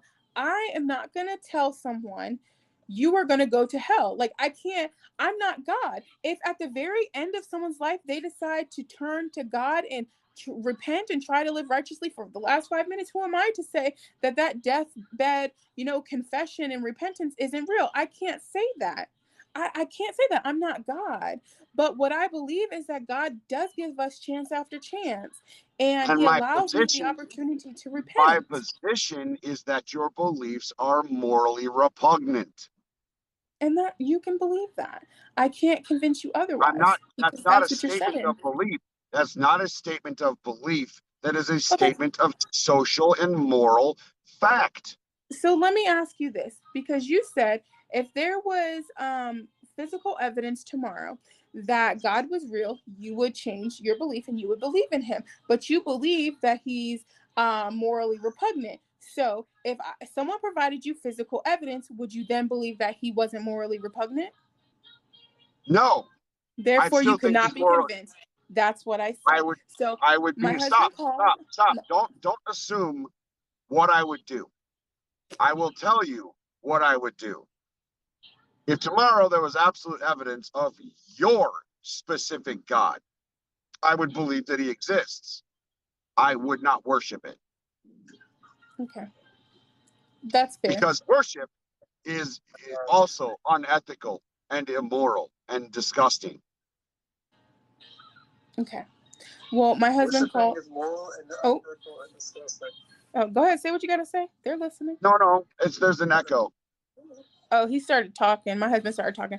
Anyways, yeah, my husband just called me, so I'm gonna have to go. Yep. But thanks for letting me Thanks on for your being a part of platform. the conversation. I appreciate your input. And I want to say this. I'm not gonna look at you as a bad person at all. It's these are what people believe. I'm not gonna hate you or anything like that. I want that to be very clear. Okay.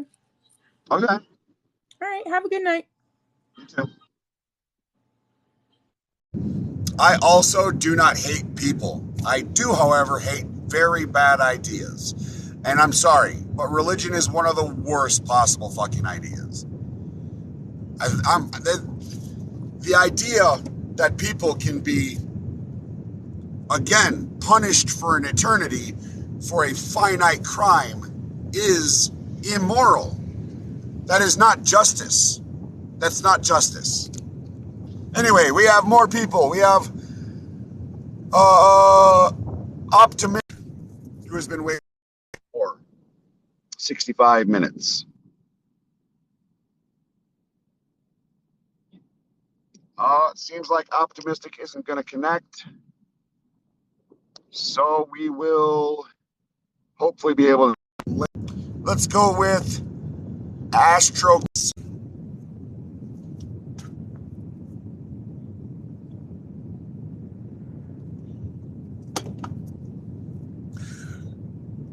Really quick, and I hate plugging this shit, but I kind of have to based on the situation I am in.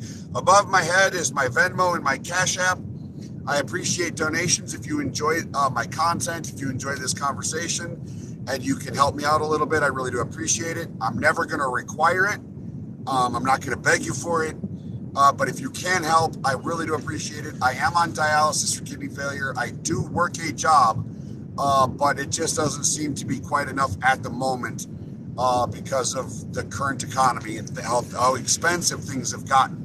So any help you can offer, $1, $5, anything at all, I really appreciate it. Again, my Venmo and my Cash App are above. All right, we are going to disconnect from Astro Can't Miss. And we are going to go with Ceromont.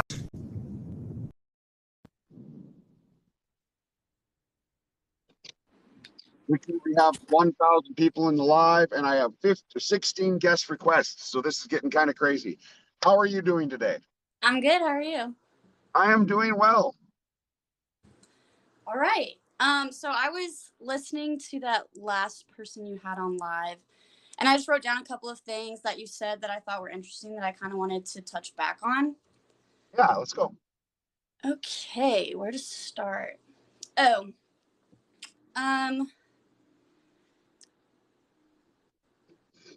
so one of the things that you were talking about was like there's a ton of denominations because the Bible is so left up to interpretation. Yes, 45. I think somewhere around the number of 45,000 denominations of Christianity worldwide. Right. And I just think like that there is a lot of the Bible that is very much left up to interpretation, and like obviously that's why all these arise. But what isn't left up to interpretation is like the majors, and like as long as you have those, I feel like you're not really doing it wrong, if that makes sense. Well, I mean, that's an interpretation if that's the interpretation you wish to carry. But again, that's perceived based on your own personal bias. Your interpretation is specific to you. And there's going to be a bunch of people who are going to disagree with it. Right. But I think what matters is as long as like the gospel is consistent, as long as like Jesus is the only way. The gospel isn't consistent, though. Matthew, Mark, Luke, and John constantly contradict each other in regards to the birth of Christ, the life of Christ, and the death of Christ. There is a reason why biblical scholars are still debating whether or not a Christ figure actually existed. It's because it's so convoluted. Right. Well, I think the reason that like the gospels are also different is because they are written from different people's perspectives, and like Luke, for example, they were written and never meant to be added to the exact same book. They weren't supposed to be compiled. They were supposed to remain separate books. And I think it was the Council of Nicaea that put these ones together. I could be mistaken about that. But they largely contradict each other in regards to Jesus's birth, life, and death. I mean, what you might see as a contradiction, I might see as adding information that somebody else left out. Because, like, you know, something might have stuck out to Luke, who was a physician, for example, as more important. It's not that type of contradiction. The type of contradictions we talk about are like, where was Jesus born? Mm-hmm. That's And one of the contradictions. Stable, is that what you're referring to? Birth of Christ. Birth of Christ. Sorry, give me a quick second. Contradictions about the birth of Christ. All right.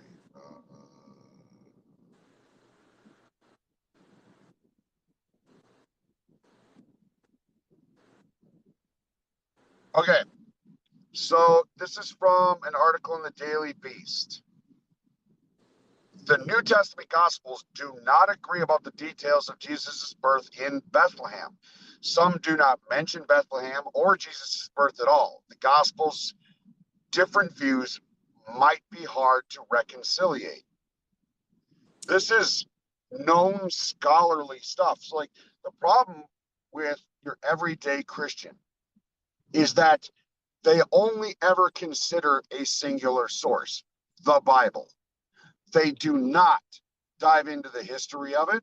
They do not dive into the archaeology, the anthropology, the sociology, or even the politics that existed at the time the Bible was put together. Sources pulled up, actually, one of them is on archaeology. So let's take a look at that. Or more just, historical things that are 100% proven to be true. For example, this Jewish scholar, Flavius Josephus, I think is his name. He's credited with having the best source of information about first century Palestine. And he twice mentions Jesus and how his brother James, he said, James, the brother of Jesus, was crucified. He mentions that crucifixion in his historic information that he has. So I think that at least gives historical evidence for the fact that Jesus did exist and that his followers did exist. Except he's not. What you're failing to see is that Flavius Josephus was born in 37 AD. Mm-hmm. Which means everything that he wrote about Jesus was 40 plus years after Jesus existed. He wasn't an eyewitness. Which is when, most history is recorded is, in the moments. He's reporting his research and his findings. Like, he obviously wasn't a firsthand witness, but most historians aren't.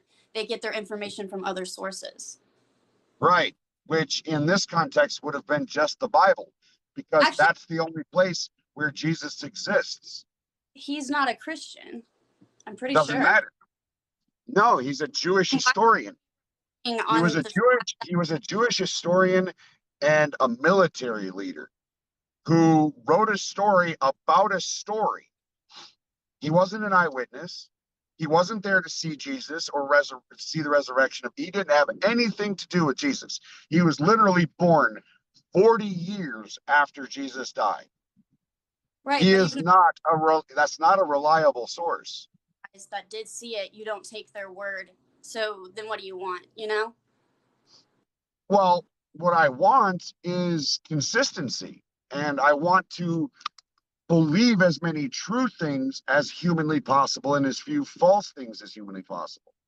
And so when we talk about historical figures like Julius Caesar, there are multiple different authors coming at different perspectives about the same person. With Jesus, there is only second and third hand accounts. Julius Caesar has first-hand eyewitness accounts of his existence. George Washington has first-hand eyewitness accounts, and we have letters that were written by George Washington. We have no letters written by Jesus. Sorry? We have lots of letters written by the apostles to different churches. Yeah, but that's not Jesus. We have nothing written specifically by Jesus. But it's spoken through God, so it's kind of the same thing. No, that's an assumption, and again, that's an interpretation you can have. But where's the evidence that it was spoken through God? I don't think you can provide evidence for supernatural things like that, but right, because there is multitude of historical evidence validating what the Bible says. Like Such as? lots of cities have been uncovered that they didn't know existed, except for that they were mentioned in the Bible, and most people had Okay, pointed so the Bible to gets a few locations right. Does that mean we should believe in Spider-Man because New York is real? one example. That doesn't have to mean that that's all the examples I have. Okay, here we go. So in the caves, like, What about the scientific evidence that refutes claims made in the Bible? That like what? proves, okay, evolution disproves Adam and Eve. Evolution isn't proven, it's a theory. No, that's what a theory is. A theory, under the scientific context, is the best known explanation for observations made in nature based on evidence. That's a theory. Yes, it is. That's what a scientific theory is. It's a fact. Ironic though as it is, Christians don't argue with the theory of gravity. Christians don't argue with germ theory. Christians don't argue with any other theory on the planet that we have except evolution and Big Bang, because they're the only two theories that directly contradict claims made in the Bible. I would like to say that a lot of science consistently contradicts itself, such as carbon dating. Carbon dating doesn't contradict itself. Carbon dating is fairly simple. If you understand how the rate at which nuclear material will disintegrate, if you can understand the rate at which nuclear material goes from nuclear to lead, you can get a timeline. It's not a very perfect, specific timeline, but it's a good timeline to go off of. The misunderstanding in the religious community is their own misunderstanding. Scientists are very clear on what radiometric dating is and how it works, and carbon dating. And they don't use just one formula. They use a bunch of different formulas that all either work together or provide some window of information. They take 3 different dating sources, and based on that, they extrapolate a rough average for dating. It's not accurate down to like perfection, but it gives you a rough estimation. Extremely rough estimation, and sometimes can be off by thousands and thousands of years. Well, thousands and thousands of years on a rock planet that's 4 billion years old, thousands of years ain't that big of a deal. Okay, I mean, if you think that's good evidence, but I've seen multiple times where it's been inconsistent, where they'll date a rock from, a volcano that just erupted, do the carbon dating, and it says it's at least 4,000 years old. That doesn't make any sense.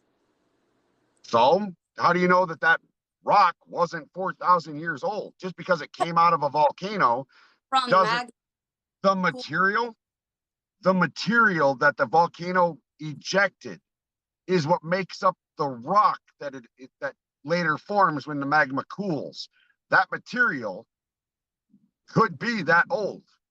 Just because it finally made it to the surface doesn't mean that it's brand new rock. Example, let's find some pottery that was dated. And again, I want to rephrase this. Science is not a perfect method. It is just the most reliable one that we have. As a form of opinion.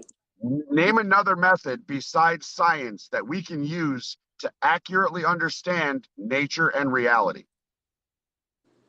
Another what? Another method besides science that we can use to understand nature and reality. Religion? Christianity? No, absolutely not. What has Christianity ever done for mankind? Saved our souls from eternal damnation? No, sorry. Christians don't agree on that. Early Christianity didn't believe in hell. They were an annihilist religion. They believed that if your soul was found dirty and sinful at the time of judgment, you were annihilated. Hell didn't become a part of Christian doctrine until the 5th or 6th century, when Paradise Lost and Dante's Inferno were written. Yeah, I heard Baphomet. This symbolism right here, this symbol, Baphomet, was invented by the church during the Crusades. Baphomet was to work with things like plurality and equality and knowledge. The Christian church literally invented Baphomet. And a few hundred years later, some fiction author took Baphomet and turned it into a Satan devil thing. Symbolism changes over time. Christianity is a really bad game of telephone. Christians, early first century Christians, didn't believe in the Trinity. They didn't believe in the trial or the tribulation. When they looked at the book of Revelation, it was a foretelling of the fall. It was a retelling of the fall of Rome, not a book of prophecy or end time. Talking about Most correct, not of early what Jew. early Christians believed is not what modern Christians believe. Like early, And like how early? first century, first, second, third, fourth, fifth century. And mind you, in the past 2,500 years, Christians spent most of that time killing each other over different interpretations of the Bible. Right. And I can't totally, go back and be like, look, this is the history of the church, because I've actually been really trying to do that, working through Orthodox, Russian Orthodoxy and versus Protestantism. And it's really hard to find like a, consistent trace of the churches, but, what never changes is the Bible. But my point is, I mean, well, you can look up biblical scholars that can help you with this. There are people who have bachelor's degrees in biblical theology, and they know how to read the original Greek and the original Hebrew. You can look up Bart Ehrman, who is one of the most renowned biblical scholars today. And there's too many holes and pits. There's too many things that are wrong with the claims that are made. well, early Christians were surrounded and really confused about paganism at the time, because a lot of them were, coming from pagan families and like. Well, Christianity is just pagan beliefs readopted. Okay, well then just, other religions other than Christianity, then. That's what I'm trying to say. Coming from other religions other than Christianity. And so there was a lot of misconceptions and a lot of false teachings going on. And that's why the apostles wrote the letters to the church to get them back on track. Okay, but who gets to decide what is the right teaching? Jesus, the one who. Okay, is Jesus here today to tell us what the right teaching is? Yeah. He lives in Where? my heart. He's in the Bible. Again, so the Bible is making the claim. It's not the evidence of the claim. And as I've said earlier, there is still a huge debate as to whether or not a Jesus figure actually existed. I really think you should look that up more, because what I've I seen, have. most historical people I've talked to, is that there's definitely evidence that Jesus. Every account of Jesus that we have available is second and third hand account. None of them are eyewitness accounts. And mind you, Matthew, Mark, Luke, and John, we don't even know who authored those books in the first place. We do know that they are largely re-edited and reinterpreted and are nowhere near what the originals have had to say about the whole thing. And that are dated back to the times the of when. earliest, and there is the no earliest difference in them than from what we have today. There is. But There is a difference. Have you bothered to look up the actual contradictions? Yes. Really? So then you've read the skeptics annotated Bible. Anytime that there's an inconsistency, it does not change the context or the meaning. Again, I just read from you that biblical scholars agree that the Gospels disagree on the place of Jesus' birth. But all you said is that some didn't mention Bethlehem and some did. So what? That's a disagreement. It's not, because if they didn't mention his birthplace, then they didn't see it as that important, so they didn't mention it. And if they didn't mention, oh, he was actually born in Egypt or something, then it's not an inconsistency. It's just a failure to mention it. Well, like I said, you got to look at more than one source. You can't just take the Bible for its word. So Imagine we did science that way. Imagine that we just use a singular source to understand something about reality. You have a lot of Uh, time. a Science. person? No, it doesn't. No, it doesn't. What No, about it absolutely. Huh? Lucy? The ape thing? What about her? She was proven to be a fake. No, she wasn't proven to be a fake. There was some confusion with her, but she wasn't a fake. I'm pretty sure. She existed. What's her name? Lucy. Okay. Lucy. Here's how science works. Somebody makes an observation in nature. This individual gathers data about this observation, and from that data, they try to make some type of prediction based on the evidence they have available. They then take this, they write a paper about it, providing their evidence, and they submit it to the greater scientific community for peer review, so that other scientists that are in that field or tangentially related to that field can review the evidence, do the experiments and the observations themselves, and either confirm or refute the findings. That's how the scientific method works. It's based entirely on peer review, and it's designed to remove personal bias from the equation.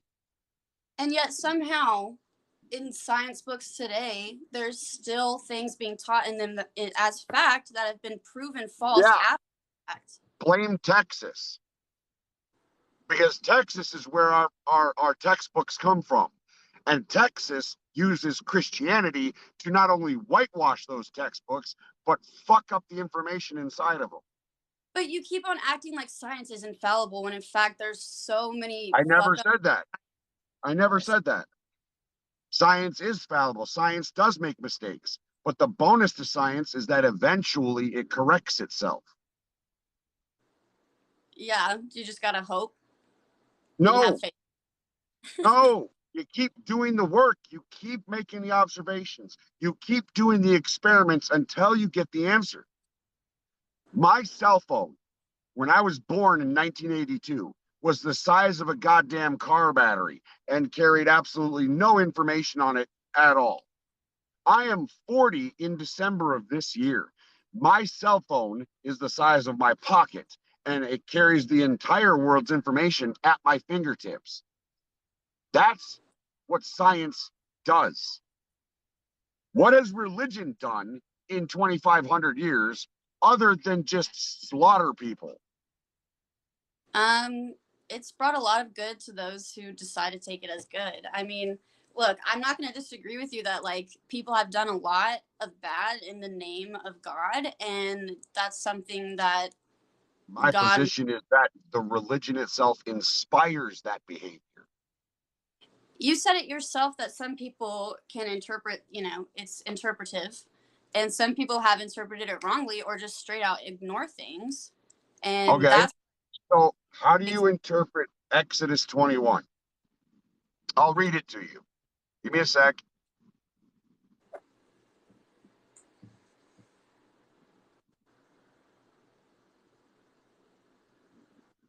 Exodus 21 from the New International Version. This is God talking to Moses. These are the laws you are to set before them. If you buy a Hebrew slave, he is to serve you for 6 years, but in the 7th year he shall go free without paying anything. If he comes alone, he is to go free alone. But if he comes with a wife, if he has a wife when he comes, she is to go with him. If his master gives him a wife and she bears him sons or daughters, the woman and her children shall belong to her master, and only the man shall go free. How do you interpret the Christian God commanding people to own slaves in a specific way? Well, first of all, he wasn't commanding them to own slaves in the first place. Like, that's their personal choice. And wait. So God can tell people not to murder, not to steal, not to bear false witness. But God can't be bothered to not tell people to not own other people as property? There was a lot of things that God allowed to happen that he didn't approve. You know what I mean? Like, he allowed Why? it to happen for a purpose, you know, unbeknownst to us, or Okay. sometimes So to us. then God is evil. If he No. allowed it to happen, then that makes him complicit. No, because we are the ones who brought evil into this world in the first place, and that's our burden to No. bear. Isaiah 45:7, God created evil. In What? Isaiah 45:7, I That's create the light, the darkness, I create peace and evil. I am the Lord, I do these things. I've never actually heard that verse, but that is interesting. I would have to look into that. Isaiah 45:7. I create evil. Okay. 45.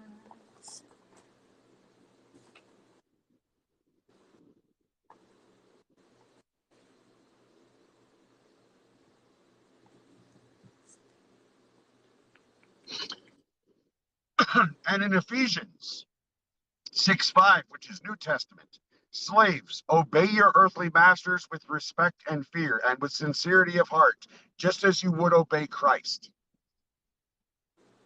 The Bible, in multiple passages, condones the owning of other people as property. It doesn't. In some passages, it describes in some passages it describes how hard you can beat your slaves, what your slaves are worth. Well, okay. Part of this that you have to remember is that God's own people were slaves for a majority of, you know, the Bible. You know, they're slaves in Egypt. Once they're Christians, Christians were persecuted and put in the arenas and slaughtered and taken as slaves, etc. There was many slaves at that time, and slavery wasn't based on like. Except Egyptians never held Hebrew slaves. That's an actual archaeological fact. There was no exodus of Hebrew slaves from Egypt. It never happened. Okay. And by the people who discovered, the people who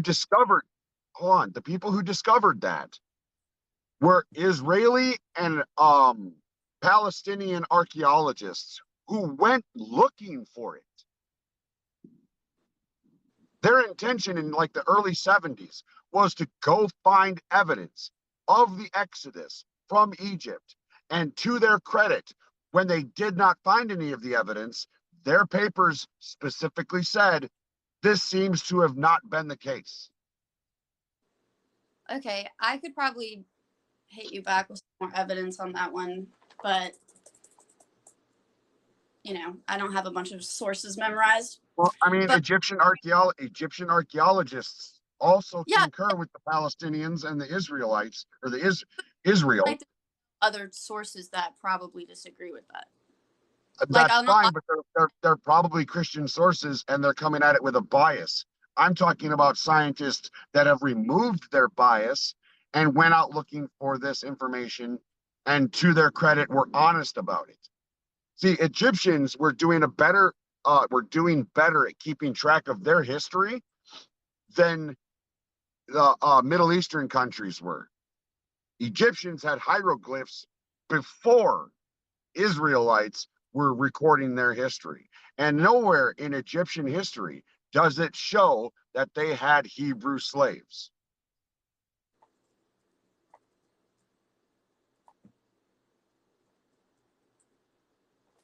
Okay, while I'm looking for that, I wanted to say, you made a point on the last live that you think Satan is not the devil and is not Lucifer. True. Okay, because I just had a. Well, I mean, this plays to the history of the Christian religion and how it formed. The Christian religion started with the Old Testament. The Old Testament is a plagiarism of the Jewish Torah. The Jewish Torah is a polytheistic book, which means it's a multi-god religion. It started with El Elyon and his wife Asherah, and they had 70 children, which represented the 70 tribes of Israel. Yahweh and Lucifer were demigods. They were part of the Canaanite pantheon that made up those 70 gods of Israel, the 70 demigods that represented the 70 tribes. Satan is a specific word that from Hebrew that translates to the accuser and the adversary. It does not specifically name a given character in the Bible. It's just a word that has a meaning. And the devil is specific to just Yahweh as an agent of Yahweh. In the Bible, the devil only ever does what Yahweh tells the devil he can do. So in case of the story of Job, the devil goes to Yahweh and asks for permission to murder Job's family to test his faith. They are three different characters that have nothing to do with each other. Lucifer was the god of the morning light and knowledge, represented by Venus in the night sky. Okay, Not I the mean, devil and not I agree Satan. with like some, you know, thing like, you know, that doesn't sound accurate to me, and I've never heard of it. But that's because you haven't considered the other sources. You haven't read about the original Jewish religion or the history of Christianity. I have. Your singular source is mostly just the Bible. I mean, yes, when I'm coming at it as a Christian researching my own religion, then I'm going to come at it with, you know, Genesis is where I begin. Right. And you're not beginning before that, but you're also still beginning with just the Bible. You need to go and you need to read biblical scholars. There are hundreds of books out there that talk about this stuff. Right. If you want something that's a little easier to digest and easier to understand, we're both coming from different sides, so well, we're obviously looking at sources if you want an easier source that doesn't require looking up a shit ton of books and reading, here on TikTok there is a creator called Captain Dadpool. He is a bachelor's degree biblical scholar that reads both Greek and Hebrew. He discusses these things. You can also look up another young man by the name of Crimson Barrel, Barrel. And he is just a guy who was obsessed with religion and read as many books written by biblical scholars as he could. Like, the dude's a fucking biblical encyclopedia.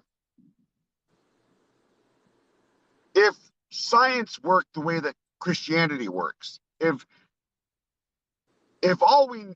science, like, okay, say a scientist goes out in nature and observes something and then makes a prediction, and then now that's just it. No peer review. Nobody else is putting their insight or information into this. Nobody is checking his work to make sure what he's doing is correct. They're just taking his word on it based on faith. That's a bad idea, because he could very well be wrong. And then we would have false information. So what we need to do when we're considering a claim that is being made is that we need to have multiple sources that corroborate that claim. The Bible does not have that. Sure, there are apologetics out there, and you can listen to the apologetics if you choose to, but by and large, most of them are presuppositionalist. So like William Lane Craig, who openly says, yes, the Big Bang absolutely happened, but it was God that started it. Based on what evidence? We know the Big Bang happened. We have evidence of the Big Bang, but we have no fucking clue what caused the Big Bang. So it and the Christian apologist position is to just presuppose God. Right. I mean, when it tracks so consistently, you know, I mean, I don't know how you can look at science and not believe in a, you know, divine creator, because we're supposed to tend towards chaos. We're supposed to tend towards, you tend towards chaos. Right, but as what we saw from the beginning of time, if you said a big bang, we tended towards higher and higher beings. We got No, better and worse and we worse. tended towards chaos. We have, hold on, and I'll explain what I mean. We have tended towards chaos. You, humans in general, we are not intelligently designed. If this is intelligent design, then that designer is an incompetent fucking idiot. Your eyeballs are upside down and backwards. The left side of your brain operates the right side of your body. The right side of your brain operates the left side of your body. Your entire personality is encapsulated in your brain. And if you receive brain damage, it fundamentally changes everything about you. You have appendices that explode inside of you and kill you. You have wisdom teeth that get infected and kill you. You are susceptible to a multitude of different mutations that can cause things like cancer. Or the mutation that nearly killed me was my own immune system. The thing that is supposed to protect me from disease is the thing that became the disease that killed my kidneys and put me on dialysis. I had an autoimmune disease that attacked my kidneys. This is not intelligent design. This is really shitty work. 99% of your DNA, of a given human being's DNA, is junk DNA that we do not use. It doesn't decide your hair color. It doesn't decide your eye color. It doesn't decide your predisposition. There are very specific parts of your DNA that do those things. The rest of it is junk, and it is irrelevant to you. Nothing about us is intelligent. It is utter chaos. Right, but if you look at like where you say we began as a cell, we tended upwards, and that's never seen ever No, again. that's just an assumption that we make because we make because we have achieved consciousness. We are self-aware. It's a point of privilege. That's a literal point of privilege. We are using our privilege of consciousness and self-awareness to then say, well, we tracked upwards. How do we know that this is upwards? I mean, just the fact that we were able to get consciousness, is from your perspective, develop consciousness, then that would be, I mean, like, is that not better than being an amoeba? How do you know? Have you been an amoeba? No. Can you compare that experience? Then you don't know that this is better than that. I mean, I would rather live a life, even if it was a shitty life, I'd rather live. I mean, I wouldn't rather just scoot around on a little, like, scientist board and... But how do you know? If you can't compare being either one, you can't make that comparison. Amoebas. Because we're the Huh? only conscious. But we're not. We're not the only thing that's conscious. With a soul. Dolphins. Dolphins are self-aware. Most of the ape family, the greater ape family, are self-aware. Chimpanzees, bonobos, they're self-aware. We are not the only consciousness on this planet.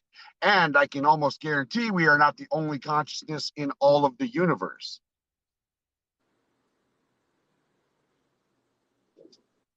I mean, other than... I mean, that's, you know, I don't know if there's aliens, but that's a whole different conversation. I would say that from a mathematical perspective, given that life has arisen on this rock, it is likely that life has arisen on other planets as well. Even though, like, we've seen more statistically that it doesn't? No, we haven't. Keep in mind, we haven't even mapped a decimal point fraction of the number of planets that exist in only our galaxy. Have you ever seen the Hubble telescope deep field vision picture? Yeah. Yeah, it's all galaxies. When you look up in the night sky, nearly every light you see is a galaxy, not a star. And we haven't mapped nearly any of the planets in our local system, in our local little corner of the galaxy.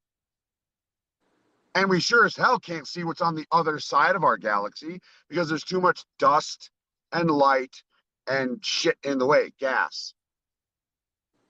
Okay. So we cannot say that there is no life on other planets. That's okay. I would agree with you that we can't say that for sure.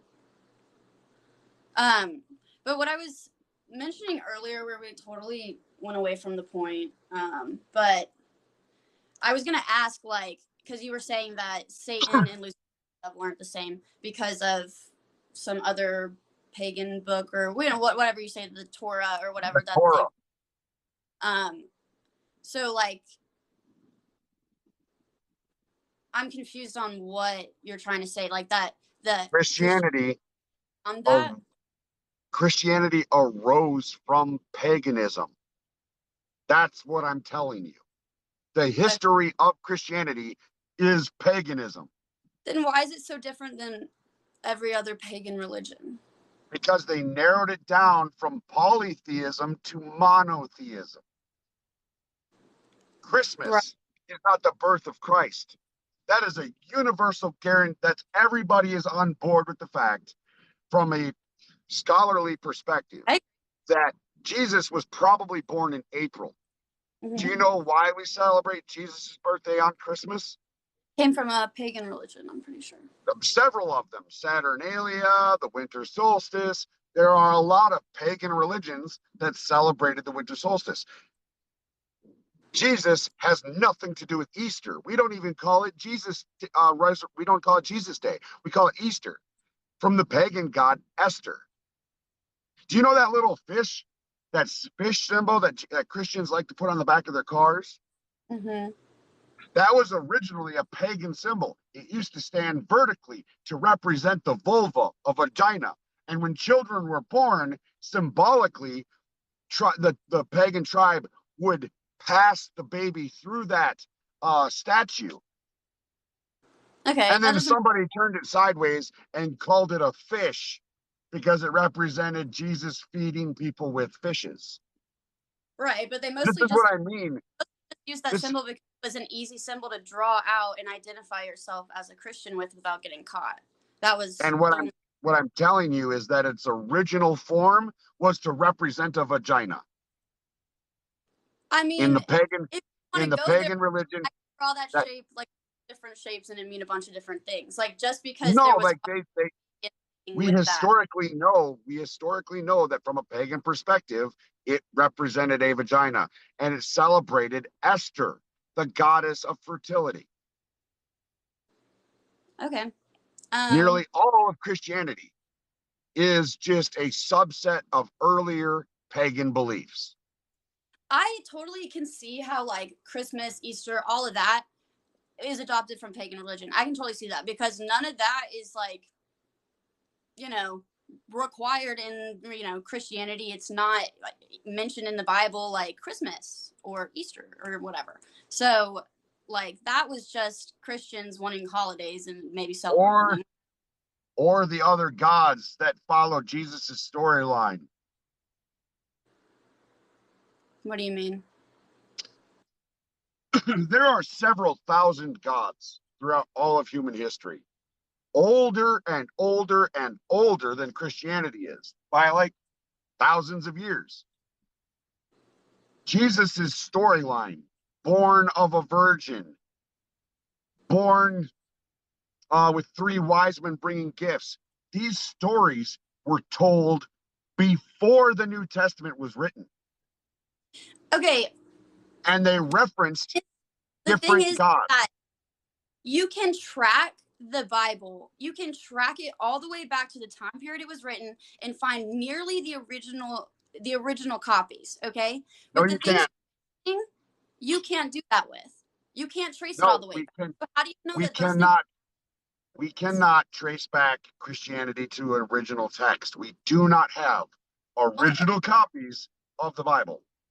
It's just miraculous. So, like, there's literally no other document that we have that is from that time period that we can trace as consistently, other than and the reason why we have so much of the Bible is because of the Dark Ages. because Christianity was written into law. And if you didn't convert from your pagan beliefs to Christianity, you were put to death. Christianity is not popular because it's true. Christianity is popular because it slaughtered people that disagreed with it. And I guarantee that those people weren't, you know, fans of Christianity because they were wielding it in a way like that. But like, just because someone uses something in a horrible way doesn't mean it originally is a horrible thing.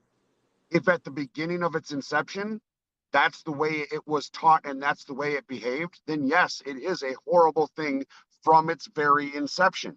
At the beginning of its inception. Yes, it did. Christians have been killing people since the dawn of their religion. Okay, but you have to also understand the times. And it's actually, irrelevant. The fact that like early years of Christianity, Christians were the ones being persecuted and driven. Christians were persecuting other Christians. I don't know what to say, man. I'm telling you, I'm not making this shit up. I'm not pulling this out of my ass. There was actually a denomination of Christianity in the first century that was entirely women. The whole entire denomination was women.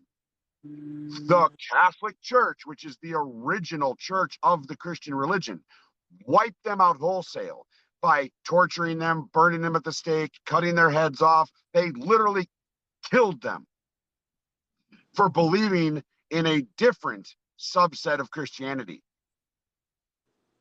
And I don't condone that, and I don't think most Christians today would go out and kill a bunch of people for believing. I absolutely think that Christians in the United States would kill people if it wasn't for law. Okay, then I don't see how we can have a reasonable conversation if you're just going to assume I'm a type of person who would murder someone. I didn't say you were. I didn't say you were. I said Christians, which means in general, there are groups of Christians in the United States who would happily murder gay people. I live in Tempe, Arizona, right next to Mesa, Arizona. In Mesa, Arizona, there is a church ran by a man named Steven Anderson.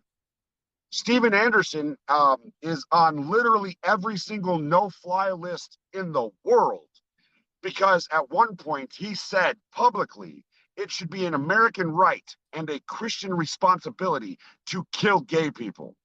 And we don't claim him. Like, I'm just saying, like, there's fucked up people. He's still a Christian. I mean, whether or not you disagree with him about Christianity is one thing, but he is still a Christian. I don't believe he is a Christian. But he is. I mean, he might claim to be. Same with Mormonism, same with Jehovah's Witnesses, same with Episcopalians. They're all Christian denominations. Okay, but still, people can do evil things because they're evil. People are evil innately. No, people are not evil. So you say we are more likely to do good than we are evil? No, I'm saying that good and evil don't exist. Okay. Innately. In nature, good and evil is not real.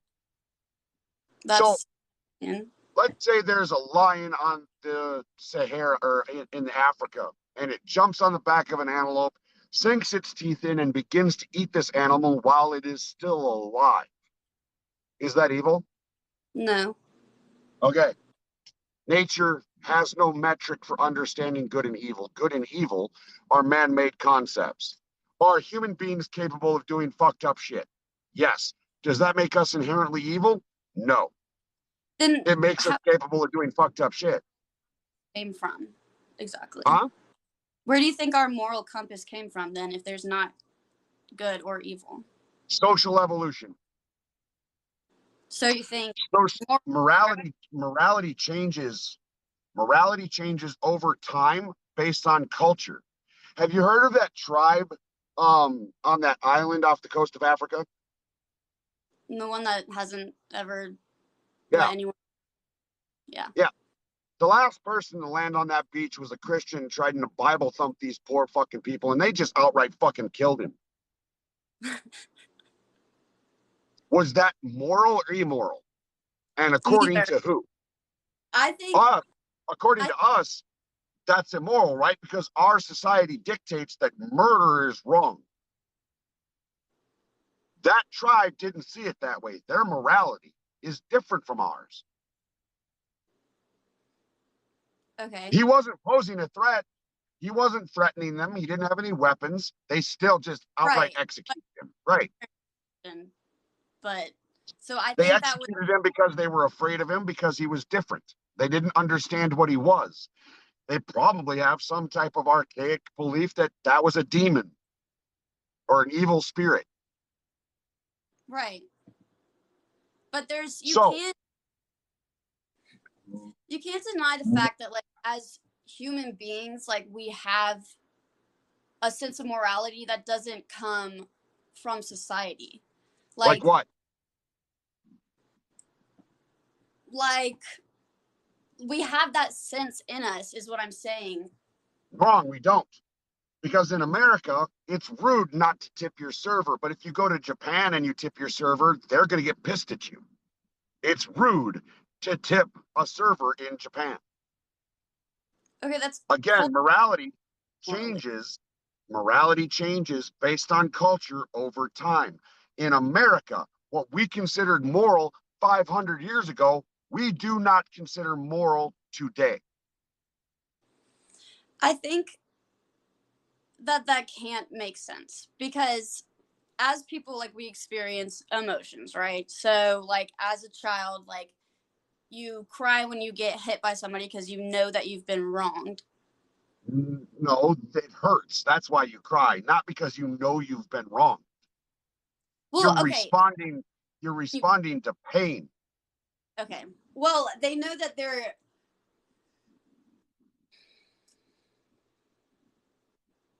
Look, morality is very simple. I'm going to explain it as best I can here. Do you like being punched in the face? no. No, I do not like being punched in the face. So, as a social contract, you and I are going to come together and say, you know what? We shouldn't punch each other in the face. And to drive that point home, we're going to write a law about it saying that if either of us punch each other in the face, there's going to be a consequence for it. Social evolution of morals. Right. But there's still like there's part of what comes with being human is a consciousness. Instinct. Okay? Instinct, which has nothing to do with a moral framework. It's just instinct. But a lot of how we operate is opposite of instinct. And it's Like based what? on like the urge inside of you to run towards a burning building to save somebody instead of running away like our instinct should tell us to. Well, that's not necessarily true. I think For that's going to be that's going to be largely dependent on the person in the situation at the time. Some people will just straight up run away from the fire. Some other people will try to help. But that's, again, subjective to the person. okay, but like on topics that are like controversial, like Okay, that are let's use abortion for example. right. So like Abortion is healthy, straight up. Christians are going to think that it's wrong because they're going to consider like it's disseminating a life. But at the end of the day, abortion is provably healthy for a society. It reduces suicide rates amongst women. It reduces infant mortality rates. It reduces poverty. It reduces domestic abuse. It reduces a lot of things. There's a reason why we signed Roe v. Wade, because it helped our society. Right, but a lot of other fucked up things would help our society too, but we don't do them. Like what? Like instead of, if we just took everyone from Alabama and murdered them, we would How would have that benefit society? we would have less poverty. We would have, But then you're imposing your will onto another person. and you're violating their physical right to exist. Which is what I believe abortion is doing as well. But it's not. It's removing a clump of cells That have the potential to be a human being. only by using the resources of another human being. It can't do it on its own. Right? Neither It's can got to feed. It's got to feed off of the host. Right, but an infant can't survive on its own if you just left it in the wilderness either. But an infant is born. It has agency at that point. Not that it matters either way. For the same people who are anti-abortion, who want to force women to carry a child to term, regardless of the medical disaster that is pregnancy and the damage that it's inevitably going to do to her body. As soon as that baby is born, pro-lifers don't give a fuck about it. They don't want to set up social programs to help the mother raise the child. They don't want to set up education. But I mean, that's a very popular argument for. But they don't want to set up education to help the child succeed. They don't want to give that child anything after it's born. They only care that it is born. But they don't give a fuck if that child is. They don't care if that child's going to be raised in a neglectful, abusive home. They don't give a fuck. But they do, because no, they don't. That are active in the pro-life are active in foster care, adoption, etc. Except foster care and adoption don't work as a viable option. They're overloaded. Most children that end up in that system, most children that end up in an adoption situation never get adopted. Most of them will turn 18 in that system. And that's the failure of our entire society. But I don't think the better option is to just be done with them before they even get to have a life. So then you want to add another 600,000 mouths to feed per year. So then you think it's appropriate to add 600,000 more starving children to the country per year. That's a better idea. Starving children, but I think what is a misconception is that most women who get abortions do so because they can't make a different choice for their kid. But a lot of the times it would take a lot of self-sacrifice, but it can be done. And, you know, should they be forced to do something they don't want to do? I mean, if they, you know, made the decision to have sex ahead of time, like. So do you drive a car? Yes. Do you make the decision to accept a car accident as an inevitable thing? I accept the fact that if I'm risk I'm taking and that it can't happen. I don't accept that at all. I do not give consent to a car accident. Period. But when you're engaging in a behavior that has natural consequences, then you have to be prepared for those natural consequences. If you're driving a car, you have to. Right. So what happens when a woman is on birth control, they use a condom, and she still ends up pregnant? Then what? Or if she's raped, then what? I mean, we love to hear about those. I mean, or use those in our arguments as like, you know, the best examples ever. But like, really, that's a very small percentage of, you know, circumstances. Right. And an even smaller percentage of circumstances is abortion. Abortion, what do you mean? More people are born than aborted. Okay. But there's still. Most abortions take place in the first trimester. Most abortions take place in the first trimester when it's literally a blood clot this big. Yeah, that's a good argument. But I mean, let's think about the abortion that's used, or the aborted fetus cells that are used in our vaccine.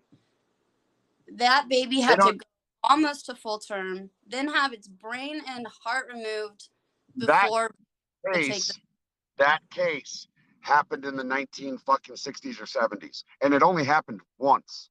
But we are still using copied data from that. Everything we have now is synthetic. None of it is from the original fetus. it's still using And what? if it wasn't for those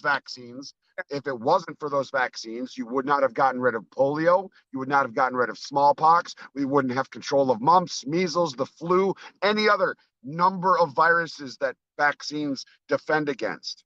So you think that even though, okay, I guess this is more of a moral question for you then, do you think... What's the lesser of two evils? One abortion that saves literally millions of people, or millions of people dying because somebody wanted to virtue signal and save one child? Torturing a fetus that has no choice in the matter.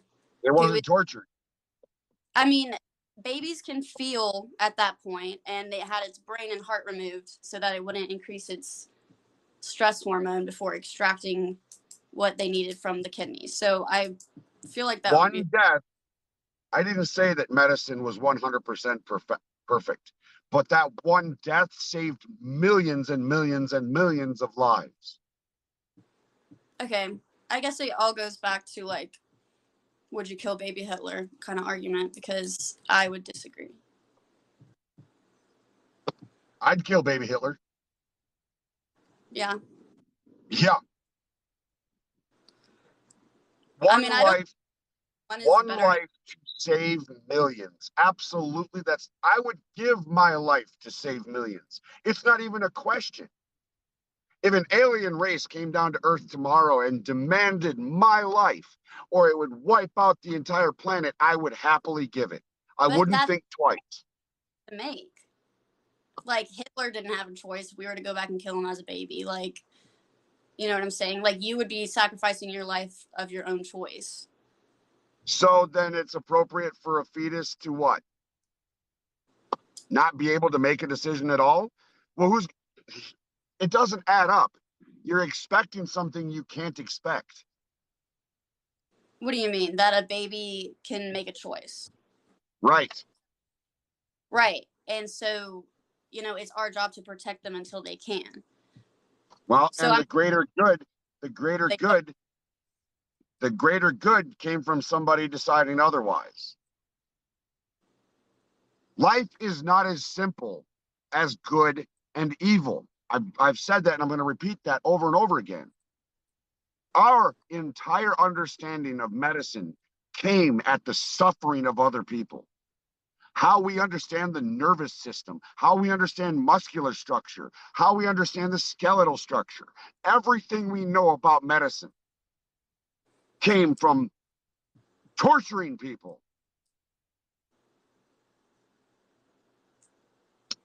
Okay. Go back and look at medicine as it was in the 15th century. Fucking gross. Horribly disgusting and immoral by today's standards. Exactly. So, like, I don't get why that's a good argument for why we should continue to do such horrible things today. Like, yeah. What are we doing horrible today? Aborting babies. Not because of medical fucking knowledge. Body parts. They tear them apart. And by the way, why aren't pro-lifers fighting for comprehensive sex education? I mean, because comprehensive sex education reduces unwanted pregnancies and abortion rates. Yet religious Christians want to remove sex education from the curriculum altogether and stick with abstinence-only sex education, which increases unwanted pregnancies and abortion rates amongst teen youth. I mean, I feel like that's... Why don't we offer free contraceptive care to women? Why don't we? Why don't we offer free contraceptive care to women? I mean, a lot of places do. Here's why. Because the Christian narrative has nothing to do with saving the child. It has everything to do with controlling your sex life. They do not. They rally against contraceptive care. Since the inception of condoms even existing as they are today, latex condoms, the Catholic Church and Christians in the United States have steadily fought against them. I think it's a little because they do not want women to have agency over their body. They want you to have sex for one reason and one reason only: procreation. That's it. I mean, I could which is actually why. agree with that from what I've been taught as a Christian woman and how to embrace, you know, my sexuality and all the purposes of sex. And it was not, you know, just for. Well, then you had a fairly privileged sexual education. Talk to a deconstructed Mormon about sex education in the Mormon church. Talk to a deconstructed Jehovah's Witness or a deconstructed Catholic. They had a different experience than you did, and it wasn't healthy. It was wrong-headed and gross. Huh? I don't agree that the Mormon institution or the Catholic institution are healthy places. I don't agree that anything Christian is healthy. Because it literally demands you to be other than what you are. You are a human being. I And think you have from your own experience a lot, because I mean, that's not how most of the people that I interact with, like, were brought up or taught, you know, as far as a Christian and how, like, to deal with sex and all of that stuff. Like, we were taught something very consistent and I think, you know, not very close-minded. not everybody has that same privilege. That's what I'm Right. trying to tell you. That some people aren't teaching, like, the real Bible. They're not teaching the true message. So that's the whole point, is like, yeah, there's a lot of instances where you can point to and be like, well, they're doing it wrong, they're doing it wrong, they're doing it wrong. But, like, anytime someone does it right, you just say, well, you're very privileged. Does what right? Do you believe people should save sex until marriage? I do. Okay. We can statistically prove that people who wait to have sex until marriage have terrible sex lives and end in divorce or end up in an abusive relationship. But I've also seen the opposite studies saying that people that have sex before marriage are more likely to get a divorce. Not true. Sorry. That's a faulty study. I've seen those studies, and those are literally done by places like Liberty University, which is a Christian school, and their implicit bias is pretty obvious. We know that sexual education and sexual wellness are healthy. Masturbation, sex are good for you. It increases your it's a stress relief. It releases endorphins. It does all kinds of really good things. It has really good physical and psychological and emotional benefits. Okay. I mean, there's also a lot of studies that, you know, I mean, I'd rather stay in marriage longer. So, you know, there's like studies saying that you're more likely to get a divorce. And obviously, we've looked at two opposite sources, but I still think that it's important to remember that there are Christians that are teaching in different ways than a lot of what you're saying. And I'm not worried about this small Christian community. I'm worried about the Christian community as a whole. And right now, the Christian community as a whole is fighting against sexual wellness, fighting against LGBTQ, fighting against women's rights to reproduction.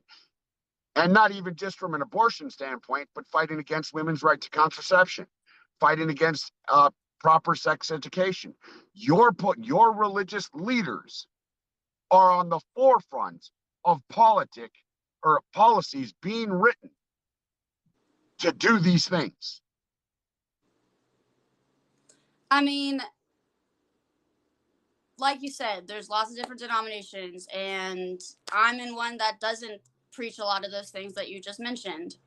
Well, then your denomination isn't a representation of what is actually going on in our society. More than 60% of Americans are in favor of healthy access to abortion. Are not in favor? Are in favor. more than 60% of Americans are in favor of healthy access to abortion and healthy access to childcare. Okay. I mean, that doesn't change my opinion on it. That's fine, which is why it should be left up to a choice. You can choose to not have an abortion, but another woman should be allowed to have that choice. Okay, I agree to disagree then. Well, you mean, do you think you can legislate what a woman can and cannot do with her body? I mean, there's a lot of legislation going on right now trying to decide what I can or can't do with my body concerning COVID. No, there isn't. Well, I mean, I can't, leave the country if I don't get a vaccine. I can't become a nurse if I don't get the vaccine. That's because other countries. That's not because of the American government. Well, the American government is also saying that I can't be a nurse because I don't get the COVID vaccine. Right. You can't endanger other people's lives. How horrible is that? I mean, I'm just looking out for the fact that, like, a big aspiration of mine is to be a mom, and that these have been proven to cause infertility. And so I'm looking out. No, they haven't. No, they haven't. No, they haven't. The COVID vaccine has not been out long enough to have that study. No, absolutely not true. And by the way, I'm vaccinated. And I'm on dialysis for kidney failure, which means I'm immunocompromised. And the vaccine did nothing to me. I'm fine. Yeah, I know that it can work with some people, but most of the people that have gotten the vaccine, not most, but a lot of people the vaccine also have gotten afterwards. Nope. I mean, I know 5 people from my own family who have gotten the vaccine and then contracted COVID. Yeah, that's because the vaccine is not a fucking cure. Then it's literally. If it does nothing.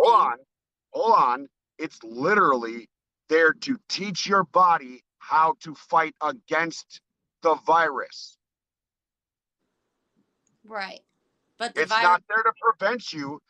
It's not there to prevent you from getting the virus. It's to teach your body how to fight against it. Then how is it? Then how is it? It prevents you from needing to be. It prevents you from needing to be hospitalized.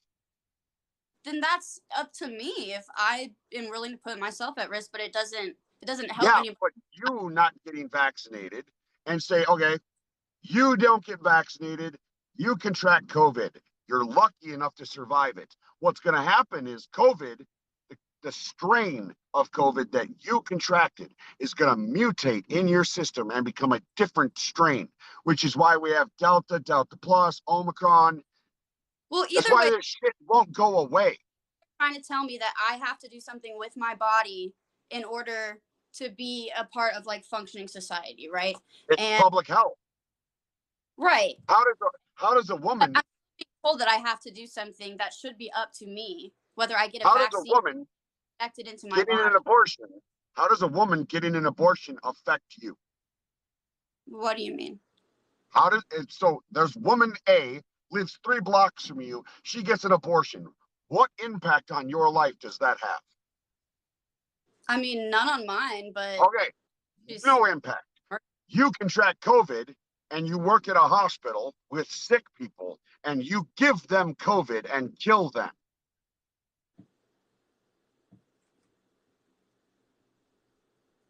Well, they should have gotten vaccinated then, by your logic. Yeah. Or maybe they can't. Maybe they can't get vaccinated because they're in the hospital and they're immunocompromised in such a way that they are not allowed to receive the vaccine. Because you decided not to get vaccinated, you are giving it to them. But I don't understand why we're operating like on a basis of exceptions. And nobody is making you get vaccinated. Well, nobody is forcing you to do it. I mean, it'll eventually come to America. I mean, in other countries, you literally have to be vaccinated to do anything. So. Well, we don't live in other countries, and no, it won't come here. Nobody is mandating that you get vaccinated. Nurses were given an option. Either you can take a test or you can get vaccinated. And honestly, if you're going to work in the medical field, you should be vaccinated anyway, because that's just common fucking sense.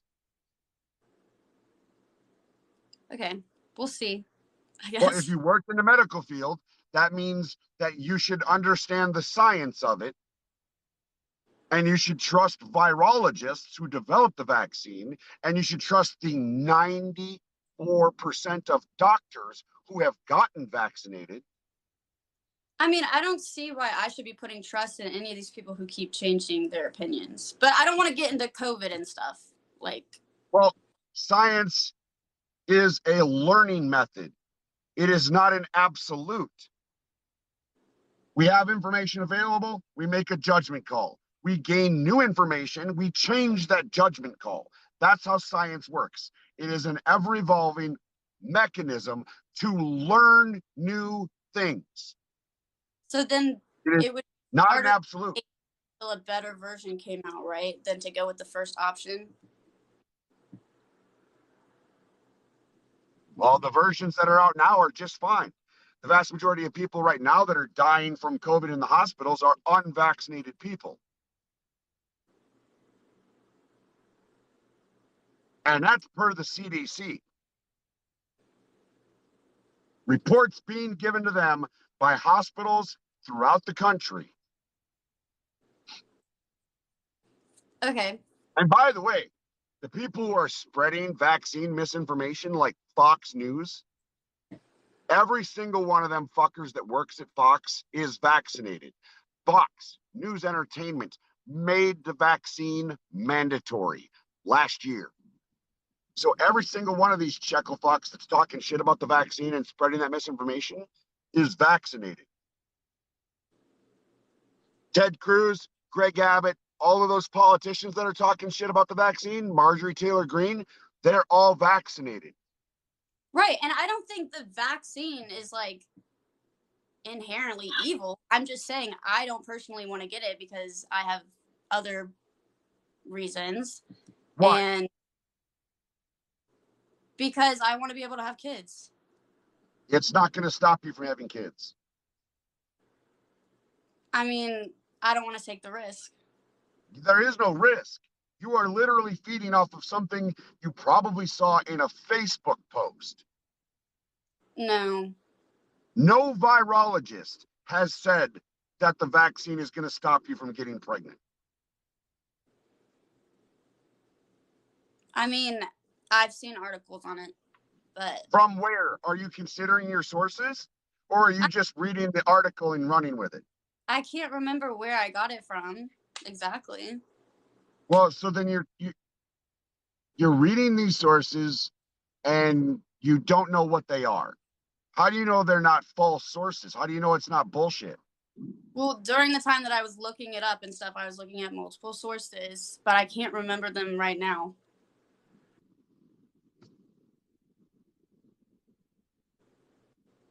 Does the vaccine cause infertility?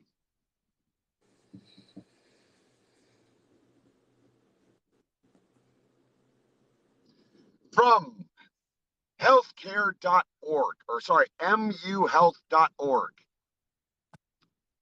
Let me see if I can find where the article starts. I proactively address this rumor with my patients of reproductive age who have not been vaccinated. There is no plausible reason, no medical or scientific mechanism for this vaccine to interact with a woman's reproductive organs. That took me 30 seconds. I'm sorry, the sound's not working. It's hold on.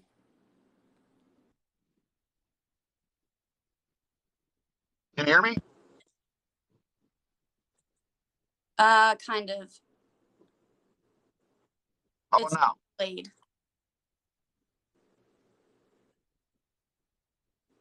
Seems we're having a signal issue. Can you hear me? Yeah. No, it's okay though. I'm just gonna go.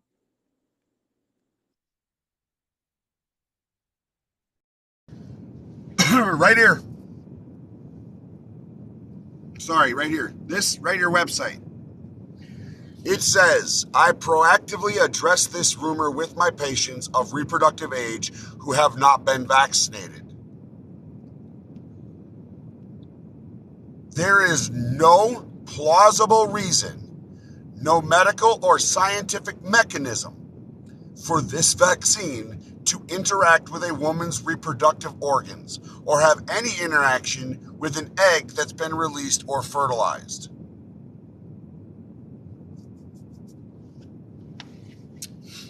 Took me 30 seconds to find that article. Written by Dr. Albert Husu, MD. So, and he is a reproductive endocrinologist at MU Healthcare. Anywho, moving on to another guest. We have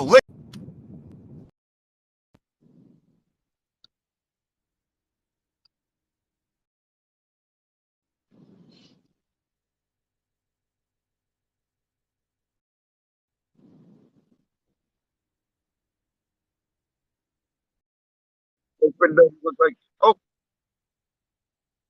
is he going to connect?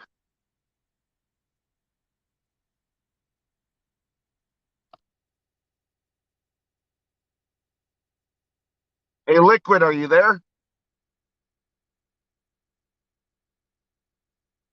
I can only barely hear you. Oh, there you go.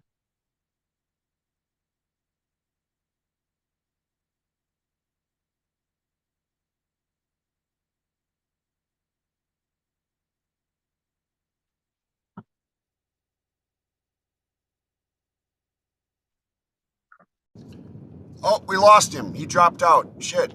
Come back, Liquid. Come back. I'll give him a second. See if he jumps there. He might have jumped back in there. There he is.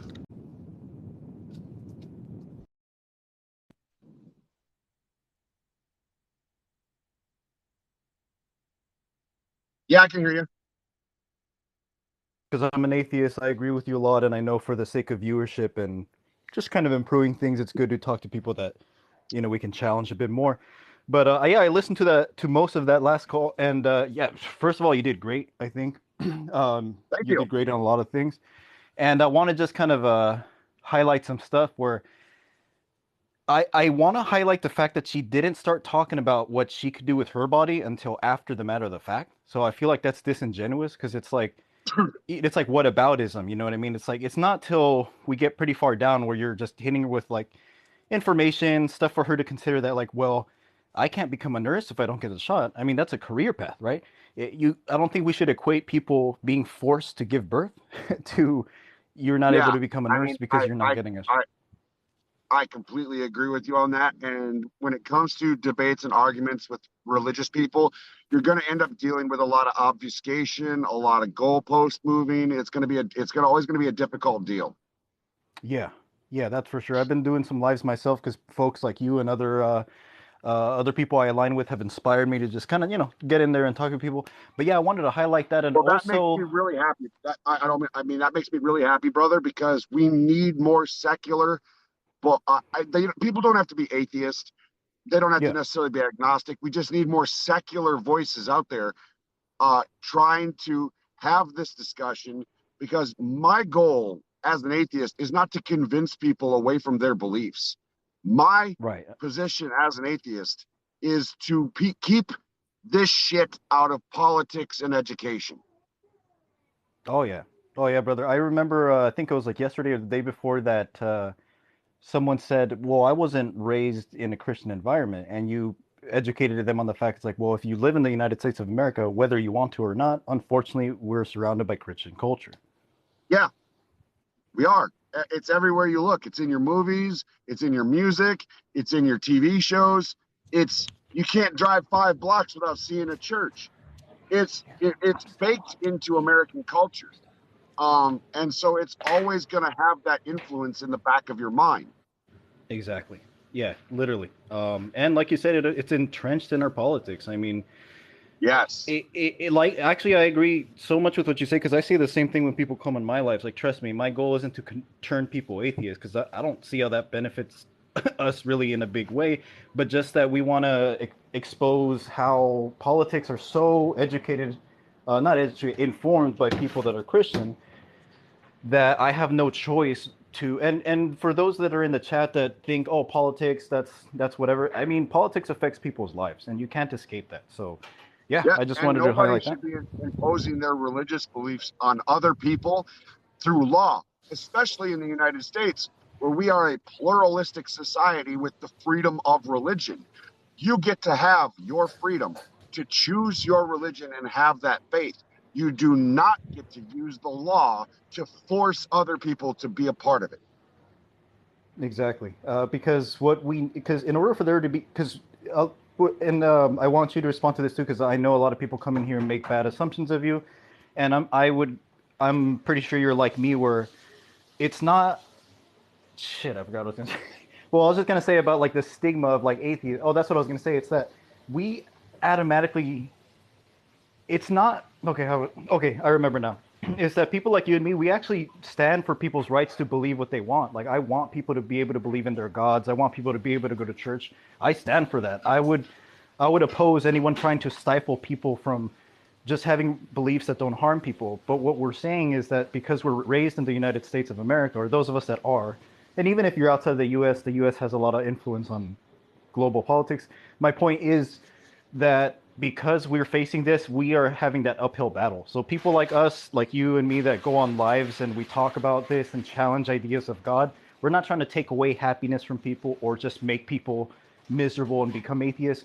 We want to challenge things, because that girl that we just had on the on the live, she's probably a nice person in many ways, but Yeah. because of her beliefs, because of the way she was raised, she genuinely has a belief. I'm not going to put words in her mouth, but it sounds to me like if you are quote unquote pro life, with I just think it's pro birth, it's that you're okay with forcing people to go through labor when she Yeah. doesn't even want to wear a mask or whatever it is, like get a vaccine. Like, that's still your choice, girl.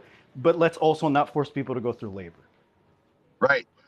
Because, I mean, even the medical industry, we consider pregnancy to be a medical condition because it is dangerous. It Definitely. has there's an infant mortality rate attached to that stuff. Being pregnant causes real problems for women, real medical issues. And so it's not as simple as just, and also, as I mentioned in that conversation with her, healthy access to abortion is a net positive on our society, as it's provable. We have proven that that is the case.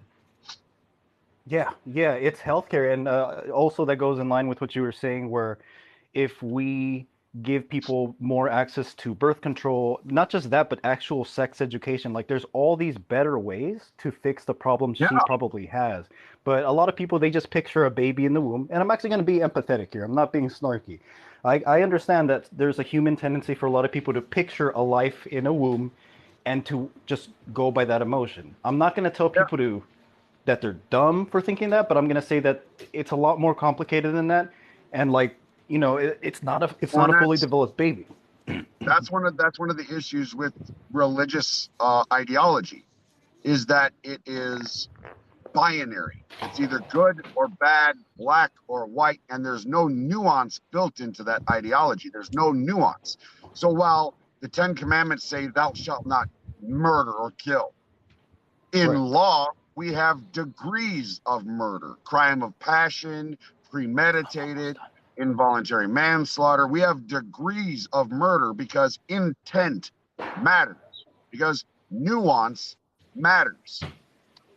Yeah, I will actually use that to add some closing statements so we can get some more voices in here. But you're Okay. so right, because I say that a lot about like heaven and hell, just to pick an easy one. Of course, not all Christians believe this, by the way. I'm not strawmanning but a lot of religions do. I know I was a Christian for 21 years, and we did believe in just a simple heaven, and then there's a hell, right? It takes all the nuance out of it. People aren't just black and white. Like, morality is a complex thing. Yes. Yeah, I guess just to wrap things up on my end, I'll just say that, yeah, you're right. That these conversations, like a lot of people, they'll see these green screens, they'll see us on live, and they'll think, oh, automatically, negative, that's a bad person. When we're here to have the Oh, conversations, you don't have to agree with one, us, but let's listen to one, each other. Yeah, go yeah. ahead. And once in a while, I'm kind of snarky about it. I think it Same. was not. I think it was not yesterday, but the other day. Somebody asked me how I keep my hair so fluffy and beautiful, and I said, "Well, once in a while, I slit a baby open and I just wash my hair in its blood." Right, Because there right. are Christians out there who think that atheists are the agents of the devil and that we're evil and that that's what we do, but we don't. It's bullshit. Yeah, yeah, and this will be my closing thing is that I feel you like, just like you, you probably agree that we're not here saying like, look at us, we're perfect, we're role models, but we are going to be challenging things that a lot of people have this idea of like, just respect people's beliefs, never talk about it, it's fine, but we're never gonna get out of the situations we're in, if we don't. So hey, thanks for having me. Keep doing what you're doing. I'll be in the chat. Awesome, thank you, brother. I appreciate Yeah, your thank input. you, man. Bye. Yeah. There's something to be in mind that how religion functions as a entity in the United States. The vast majority of churches in the United States sweep sexual assault allegations under the rug. They handle them in-house. They do not report them to the authorities. Women and children are constantly sexually assaulted within any given denomination of religion. And instead of those denominations, instead of those religious leaders doing the right thing and uh, getting those sex offenders prosecuted, they just sweep it under the rug. They blame the victim. And like, that's a really kind of like, that's a huge issue within American Christianity. Huge issue. So, I mean, it's something that we have to be having these conversations. So let's move on to the next guest, which is Sabrina. I apologize that people are having to wait to get in. I didn't expect this live to get this popular. We were at one point at like 2,000 people in here. And so I know that there's a lot of people waiting. Please have patience. I'm going to try to get to everybody. How you doing today? I'm doing all right. I've been in here for a while. I've been really enjoying your content. Thank you. Does that help? I can see. Okay. So, like, everything that you were saying and stuff, I completely agree. I live in a state where LDS is hardcore. No, I don't live in Utah. So, a lot of people think that the LDS are just, these nice, sweet people, and no, they're not. They're corrupt as fuck. Oh, yeah, 100% corrupt. The LDS is one of the most corrupt religious organizations in the United States. Right. And here's the thing, like, 100% agree with the whole, we live in a highly Christian based influence in today's culture, because where I live, I'm literally in almost a dense center of several churches. I'm literally like a block away from a Catholic school / church. Down the street from that is a Greek church. You go the other way, you got a Mormon church. I was Episcopalian as well. Baptist. Yeah, I mean, I feel you. I lived in North Dakota back in 2009 to 2011. I lived in a small town called Beulah, and there is no shit like 14 churches in that small ass town. Yeah. Like, I'm in Idaho, personally. Like, so we got mix here, but let's be honest, the majority is Mormon and LDS, whichever one you prefer to say. Like, I was generally pissed because in my town, they just recently put in a temple. I'm like, really, with our economy and most of our businesses going to shit, do you think financially putting a temple was more important? Yeah, churches love to spend money on more bigger, better, impressive buildings instead of spending that money to actually help people. Right, exactly. Like there's people like yourself who are currently dealing with dialysis with kidneys, which we did donate to you, by the way. Oh, thank you so Um, much. I appreciate it. I just No problem. honestly, like, I waited for my husband to get home because we discussed everything, and I'm like, I really like this guy's content. He seems real. He's not no bullshit, and I understand his issues right now. Yeah. Long story short, I not only followed you, but we sent you a couple bucks on Venmo. Actually, I Cash App. appreciate you guys so much. You guys are amazing. Thank you. It does help. Every little bit does help. Long story short, I was renting a vehicle to do my job prior several months ago, and it was like $360 a week, and it was just getting to be outrageous, and I couldn't keep up with everything. And then my brother co-signed me to get this vehicle, but because I didn't have a down payment, my interest rate is through the fucking roof, and I pay $360 a month for this, which is better than $360 a week. But in between the rental and getting this vehicle, I was off work for 2 weeks. I was in the process of getting caught up on bills, but then over Thanksgiving, I ended up actually getting COVID, which took me out of work again. And for the past 2 weeks, I've been fighting pneumonia and I think bronchitis. So like my voice is fucked up, and I'm finally getting to the ass end of that. I'm still coughing up a little bit of shit, but it's been just a rough like 7-8 months. It's really been a pain in the ass, and I'm Honestly, I completely beyond understand. thankful for people's assistance. Like, so my husband had COVID for about 3 weeks. Oh, I had My it for like 2 weeks. Like I couldn't taste food. Like it tasted like shit for 2 straight weeks. But 5 days of that was hell. And I was in bed and it was rough. Yeah, my husband's vaccinated too. Like, and he still got it, but I have this feeling like if he wasn't priorly vaccinated, it would have been way worse. Yeah, I'm in the same boat with you. I feel like if I hadn't got the vaccination, that COVID probably would have killed me. Because again, I'm on dialysis, I'm immunocompromised, I smoke cigarettes, I have a lot of pre-existing conditions. COVID would have caused a comorbidity in me like that. Exactly, and it's like we take care of my mother and his as well. I lost your audio. Are you blocking the mic? Hold on. Can you hear me better now? Yeah, there you go.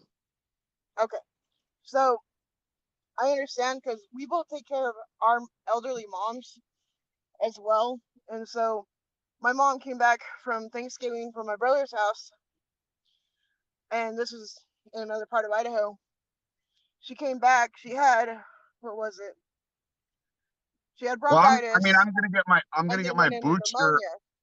I think I get my booster for it in March, if I'm not mistaken.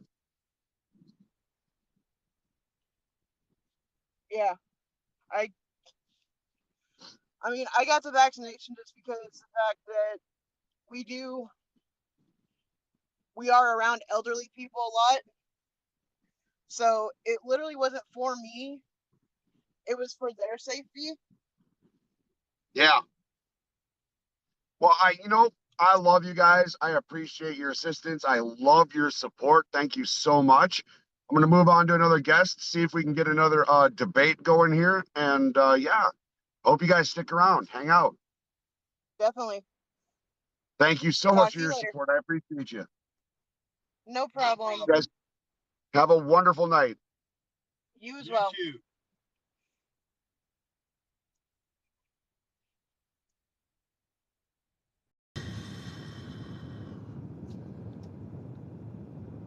All right, we have who has been waiting for 10 minutes because I cannot shut the fuck up.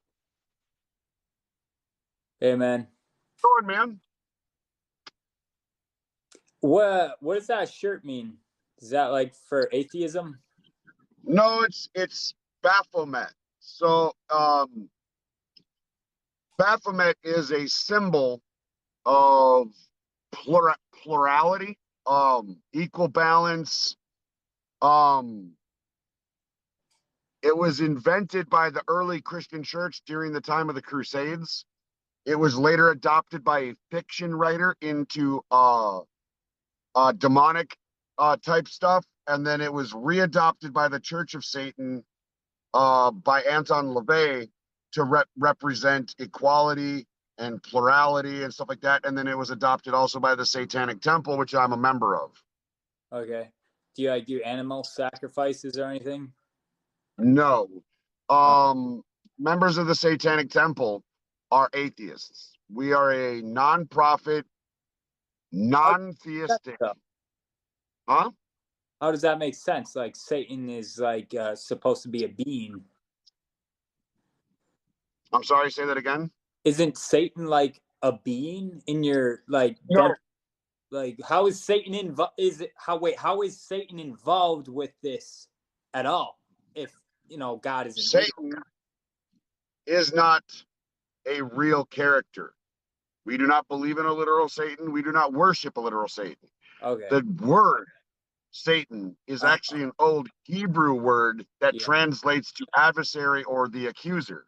Yeah. We use it as a symbol to rally against Christian tyranny. We are the adversary to Christian ideology. All right. Do you know about the god Molech in the Bible or no? It sounds familiar. Yeah. So, you hear about Christians or in the Old Testament, God murdering people, right? So there was this god Molech. These people that were enemies of the Israelites, they would take their babies and they would sacrifice to their god Molech, and they would actually burn babies alive. Now, you talk about God being an evil God. What do you think of that? That this is not God doing this. These are enemies of the Israelite camp. You would say that's pretty nasty, right? Yep. And but I would also say that it keeps in line with human behavior at the time, irrespective and irrelevant of any God claims.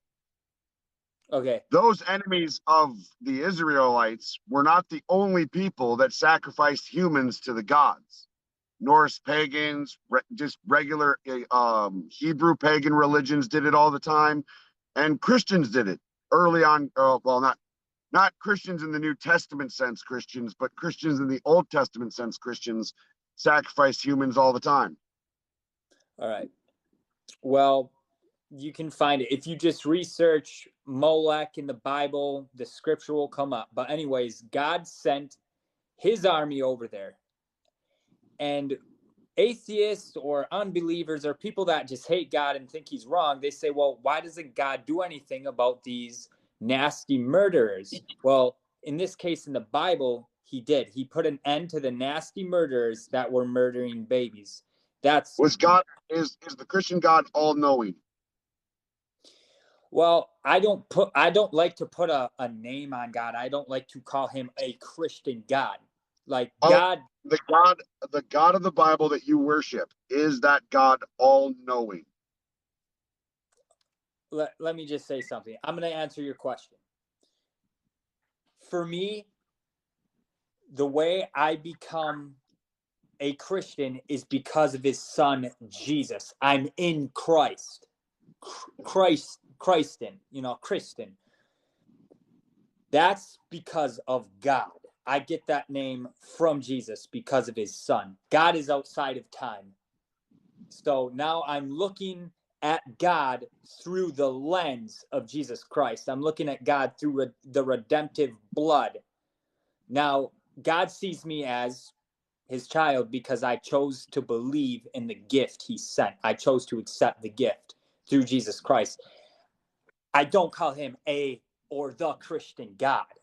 Or he's not, there's no name. You can't give a name to the one who created us, to the one who is outside of time. There's no name for him. He's just, you can refer to him as the creator, or he's Is the creator all-knowing? Yes. Then why is his only answer to any given problem to just murder shit? Imagine you're in your day-to-day life and you have this problem in front of you that needs to be solved. You have a multitude of different options for solving this problem. Like a mathematical equation. You can do a mathematical equation based on the memory you have from your schooling. You can do a mathematical equation by just breaking it down to just dashes, like 2 + 2 = 4. 2 dashes, and you can count them out, they equal 4. There is a multitude of different ways to accomplish something. Why does the God of the Bible always revert to murdering things to solve a problem? Well, right now, people are murdering babies in the womb to try to solve a problem.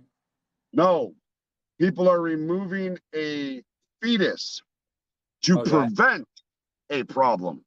Well, right now, people are murdering each other. God isn't doing the murdering. That's a person's choice. That's not the question I asked.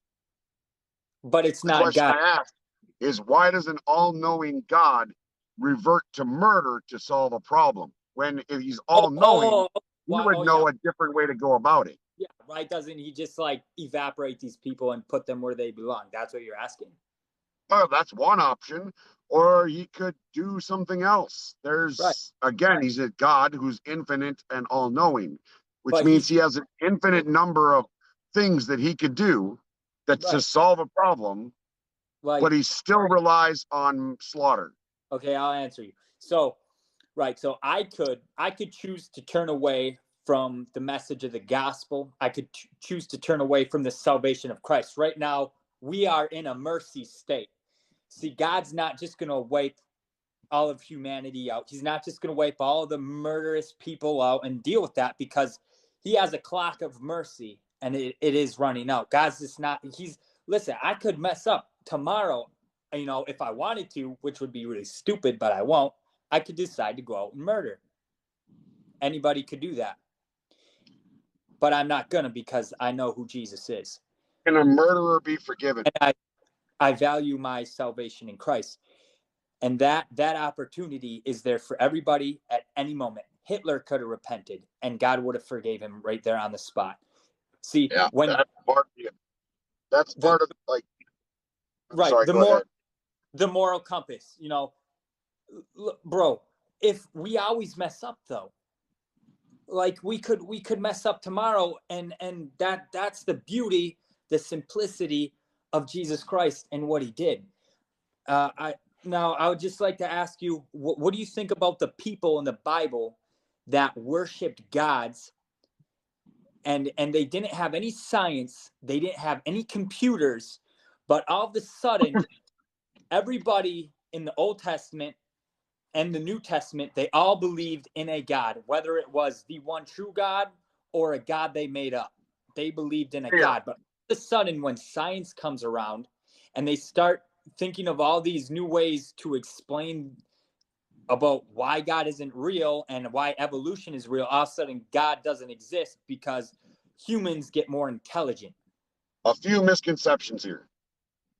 Atheism is not the position that there is no God. That's not what atheism is. That's what anti-theism is. An atheist is not convinced that a God exists due to insufficient evidence. Now, the reason why gods exist in the first place is fear. We look at the world around us and we do not understand it. We do not grasp its enormity. And out of that fear of what we cannot know or do not currently know, we invented gods initially to explain those things.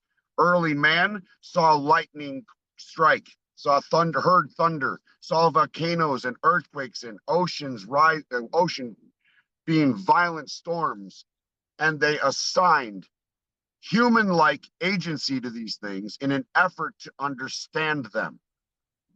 Eventually, one Peckerwood stood up and said, "I speak for those gods." And when that happened, it went from an effort to understand nature and reality to a long con to control people's behavior.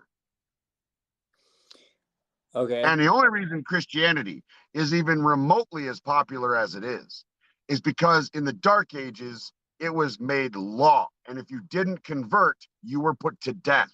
Okay, may I say something about that? Christianity and the Catholics. So the Catholics actually branched off of Christianity. The early Catholics actually murdered Christians for their testimony in Jesus Christ. Yep. Now, the Jesus Christ we're talking about in the Bible says, pick up your cross and follow me. Jesus says, pick up your cross and follow me. What did Jesus do? He died. He followed God and he died until his work was finished. He said, love your neighbor. He didn't say go out and murder. Now, if we're truly following Jesus Christ, we're not going to be doing those things. Those people were not following Jesus Christ. That's because of an interpretation difference. And mind you, Jesus didn't sacrifice shit. He was the Son of God. He died. 3 days later, he ascended to heaven. That is not a sacrifice. Okay, well, let's say, based on what the Bible says, let's say we are following what the Bible says. The Bible does not give, the Bible. The Bible doesn't give the order to anybody to go out and kill people if they don't convert. Those people were not following the Jesus Christ. Yes, that's exactly what God did in the Bible. God ordered Israelites to slaughter people that didn't believe in him. New Testament. Amalekites, Midianites, you name it. Philistines. The Egyptians. We're talking New Testament, though. It doesn't matter if it's old or new. That's the behavior of the God of the Bible. He murders people. He orders the death of people who do not believe and worship him. I think you're thinking of the Islam or Muslims. No, I am talking Old Testament Christianity. Well, he said drive the Nephilim out of the promised land, the Canaanites, or I'm pretty sure that was. Yeah, God did. He murdered a lot of evil people in the Bible. Oh yeah. God murdered a lot of evil people in the Bible. Numbers 31. God commands the vengeance on the Midianites for the Israelites. And in this order of God, he tells them to slaughter every man, woman, and male child, and to keep for themselves the females that have not known a man. That's God. Huh? Man, woman. Wait, why would you say man, woman, and then keep the women? Keep the girls that have not known a man, the virgins.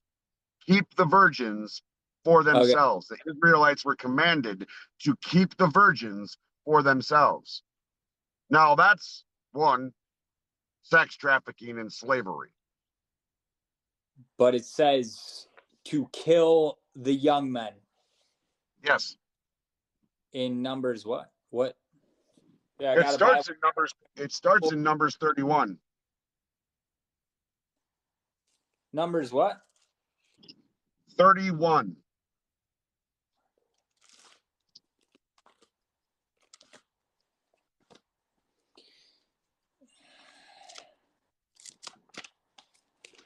Numbers 31. What verse? Give me a sec. I'm looking for it.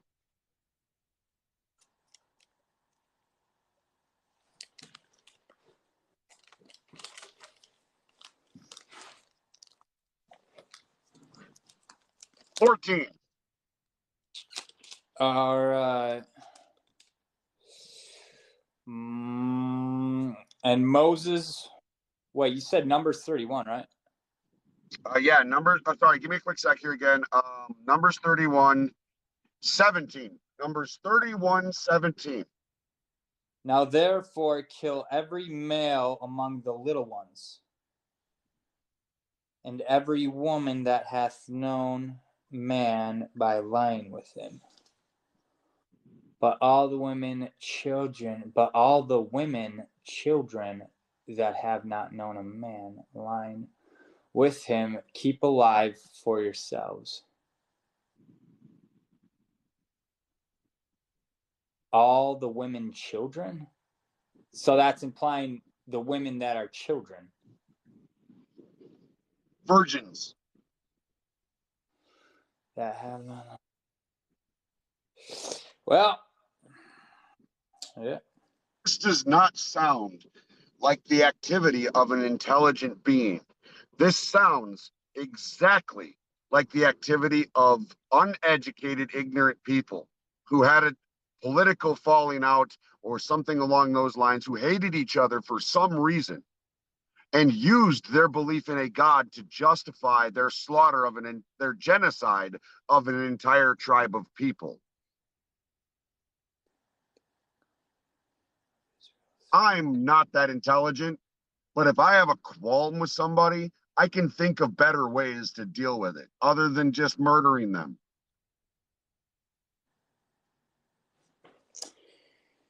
Try Exodus 21. Exodus 21? Yep. Yeah, I mean, I read the whole Bible, so, I know, I did forget some stuff. Exodus 21, you said? Exodus 21. I'll read it out loud so that everybody can hear it. Exodus 21. These are the laws. These are the laws. Now these are the judgments which thou shalt set before them. If thou buy a Hebrew servant 6 years, he shall serve, and in the 7th he shall go out free for nothing. If he came in by himself, he shall go out by himself. If he were married, then his wife shall go out with him. If his master have given him a wife, and she have borne him sons or daughters, the wife and her children shall be her master's, and he shall go out by himself. That is the commandment by the God of the Bible to own people as property. Yeah.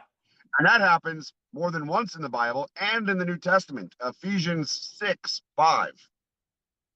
But we can go to really quick, Deuteronomy 22:28 through 29. If a man happens to meet a virgin who is not pledged to be married, and he rapes her, and they are discovered, he shall pay her father 50 pieces of shekels, or 50 shekels of silver. He must marry the young woman and never divorce her. That is God's commandment on how to handle rape. Well, what is he supposed to do? Like rape her and leave her? No, what God should have done, because he has the wherewithal to tell you not to murder. He has the wherewithal to tell you not to bear false witness, wear clothing of mixed fabrics, eat shellfish. He should have had the wherewithal to tell his people not to fucking rape people. Right. I mean, let's say, people make mistakes. I mean, like the woman now, she isn't, that's just Old Testament stuff, man. It's like, it doesn't matter. It speaks to the character of the God described in the book. All right, man. His character is disgusting, immoral, unethical. This is not a God that is presenting himself as being worthy of worship or reverence. May I say something? Is he supposed to be like a soft snowflake and just agree with all of his enemies and be manipulated? Is a woman his enemy? No, is he supposed to be like a soft, like the term snowflake? Is he you are the ones that refer to him as a loving God. Condoning rape and slavery is not loving. So he's just supposed to conform to the ways of man. No, he's supposed to be morally superior to us, and he isn't. So, I mean, by him not doing anything in the Old Testament, literally, man would have ran their own narrative.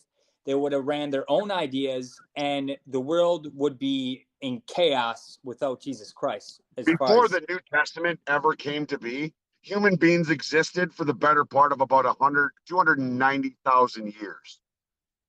And they built societies. And in those societies, it was wrong to kill people. It was wrong to harm and steal. Before the Christian religion. Huh? Where's the information on this 200,000-year-old civilization? We are an evolved species that has been around for roughly 200,000 to 300,000 years. All right, may I ask you something? Then where are all the retarded monkeys that didn't evolve in between stages? And why are the monkeys still around? Why didn't they evolve? Because you lack a basic fundamental understanding of what evolution is. We did not evolve from monkeys. Chimpanzees and humans had a common ancestor. We didn't evolve from monkeys. They evolved down their line. We evolved down our line from a common ancestor. Our genetics, our DNA is like 98% a match to chimpanzees and bonobos. May I say something? You keep, knocking the Bible. I'm going to knock on evolution a little bit. Then where's all the between stages between these fossils? Like there's in the fossil record. There's no solid evidence of that. Yes, there is. We have more evidence for the process of evolution than we have for the theory of gravity. But shouldn't there be like a lot more between stages though? Like there is. If there was, there's not very many. There is evidence of it. We have the fossil record. And It's not just the fossil record that proves evolution. Virology, epidemiology, literally any science that is even tangentially related to biology proves evolution. Dr. Francis Collin was the scientist that headed up the Human Genome Project. He is a diehard Christian. Even he, after completing the Human Genome Project, publicly stated that evolution has to be a fact about nature based on the work he did on the Human Genome Project. It is proven that certain things can evolve, but the structure of our DNA is so complex. It would be like taking you can't explain it. I'm sure you heard about it. I'm sure you already heard the whole gene book. You haven't? 97% of the DNA that you have is garbage DNA. It doesn't do anything. There is a tiny subset of DNA that decides your hair color, your eye color, all the things that are you. It's a very tiny subset of DNA. The vast majority of it is garbage junk DNA that is useless. Okay. I'm talking about the structure of DNA and how it is structured. Have you seen the YouTube videos? The helix? The YouTube videos about our DNA and our... Yeah, the DNA is formed in a double helix. What about it?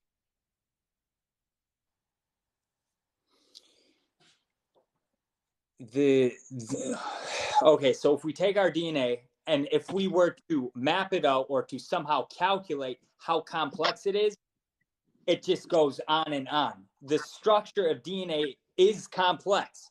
If you do your research, it's complex. What does that mean? It's built. What do you think it means? It has to be built. It would be like saying, "Hey, look at that skyscraper! It came out of nowhere." That's so. I can prove that humans can build a skyscraper. Show me evidence that a God built DNA. What I am saying, what I said before, God is outside of time. He spoke things into existence, and he is outside of existence. He always is, always was. For a creator to be there, he would always have to be outside of time. Again, and he spoke. That's an assumption. Where's the evidence? Right. So if I made a loaf of bread appear right in my hands, you would just believe in God. But let's say that happened. let's say that did happen, you still wouldn't want to follow God because you don't want to. If you That has truly, nothing to do with it. No, you're wrong. Stop making assumptions about me. I'm not making assumptions about you. Knock it off. You're being intellectually dishonest, and right now you're being rude. I am an no, atheist. My the proof, position is neutral. If tomorrow there was absolute evidence of a God, I would believe in that God. the proof is My in the, position is neutral. I want evidence. If there is evidence, I will believe it. what you keep on, it seems like you only try to find evidence of the, like, that points to, like, that God isn't there. Like, all you seek is for a way. I've never made the claim that there is no God. I have never made that claim. Never once. It seems like you just try to find claims. No, I'm not trying. I not, want to know what is true. That is my goal in life.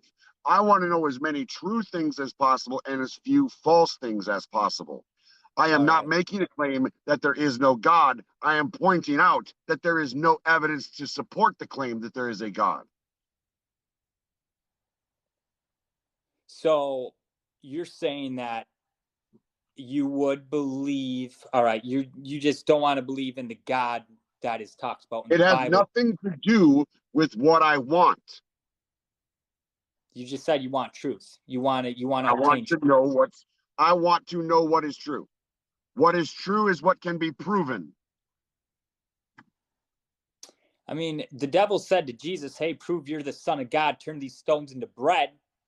So, bro, if you're going to be like the devil and just ask for proof and not have faith, you're never going to find it, man, ever. It says the kingdom of God with Faith child. is not a pathway. Faith is not a pathway to truth. All you're doing is you're coming over God and you're calling him nasty.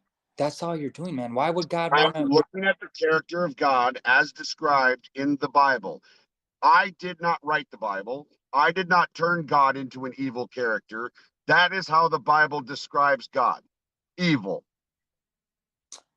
That's his way of dealing. Condones rape, condones slavery, condones genocide, indiscriminately murders children repeatedly. Well, what is he supposed to do with the women? Just let them go in the desert to recuperate and build up their whoever with their boys? Or just command his people not to rape women. That would be a really good one. He could have done that. I'm I mean, pretty he's sure. got the wherewithal to tell people not to murder each other. He should have the wherewithal to tell his people not to rape other people or not to own people as property. Anyways, I mean, I don't know. What I know, the devil, he's a powerful being. Who only ever acts in the Bible with God's permission. Yeah, I want to just say that the devil or Satan, in the Bible, we refer to him as the enemy, the accuser of the brethren. The enemy, he is very powerful if you let him get powerful. But from what I experienced is that Jesus Christ, the Son of God, is way more powerful, and his name Jesus is way more powerful than the enemy. Okay, the enemy So is powerful. So then why doesn't God just stop the devil? Well, it's like this. You have a choice. You can either be Does your. God have the power to stop evil? Okay, I'm going to answer it. You can either, he has morals. He'll let you. God, yes, he has the power to do that, and he has morals. He's saying you can either follow the enemy and be like him, betray the throne of God, attack the throne of God, reject God, don't believe in him, and just That's live not your. an answer. If you are walking down the street and you look down an alley and you see somebody being assaulted and you have the power to stop that from happening, would you stop it? I've been asked this before, and I'm not going to go and kill the dude. I'll No, get it. you don't have to kill anybody. Let's see. Just for me, man, Jesus is the answer. Well, And that's fine, but it's your personal religion, and it should remain as such. It should not be out in public. It should not be in the laws. It should not be in the public school systems. It should not be conflating science. It is yours and yours alone. Can I ask you something? If you had the antidote to cancer or COVID, would you just seal it up in a box? Because for me, that's what it's like having the antidote in my life. God is the antidote to evil. That's God. In Isaiah 45:7, it says, I create the light and the darkness. I bring peace and create evil. I am the Lord. I do these things. Your God invented evil. Your God is responsible for ending evil. If your God decides not to do it, then he is malicious and not loving. Well, this is a fallen world. If he just decided to kill everybody for being evil, it's a fallen world because that's the way your God designed it to be. But they would all go to hell. If you don't believe in Jesus and you died right now, you could be in danger of going to hell from and before the New Testament, there was no such thing as hell. God invented that, or rather, Christians invented hell because first century Christians didn't believe in hell. Wait, now, Jesus preached on hell. No, Jesus preached on Sheol and Hades. That is Jesus hell, never said anything about hell. Hell is not the same as Hades or Sheol. Hell is a totally different thing that came about in Christian theology in the 5th and 6th century when Paradise Lost and Dante's Inferno were written. Sheol is another word for hell. It's a place of... Sheol is a cosmic waiting room where everybody goes to wait for judgment. It is not an eternal place of torment and hellfire and torture. Either way, if you're separated from God, which is not good, is a place of torment. Early Christians believed in a nihilism, where if you died, you went to Sheol. You waited in Sheol until the time of judgment. When you were judged, you were either clean of sin and went to heaven with God into a new earth, or you were annihilated. If you were found to be unclean and full of sin, your soul was destroyed. You ceased to exist.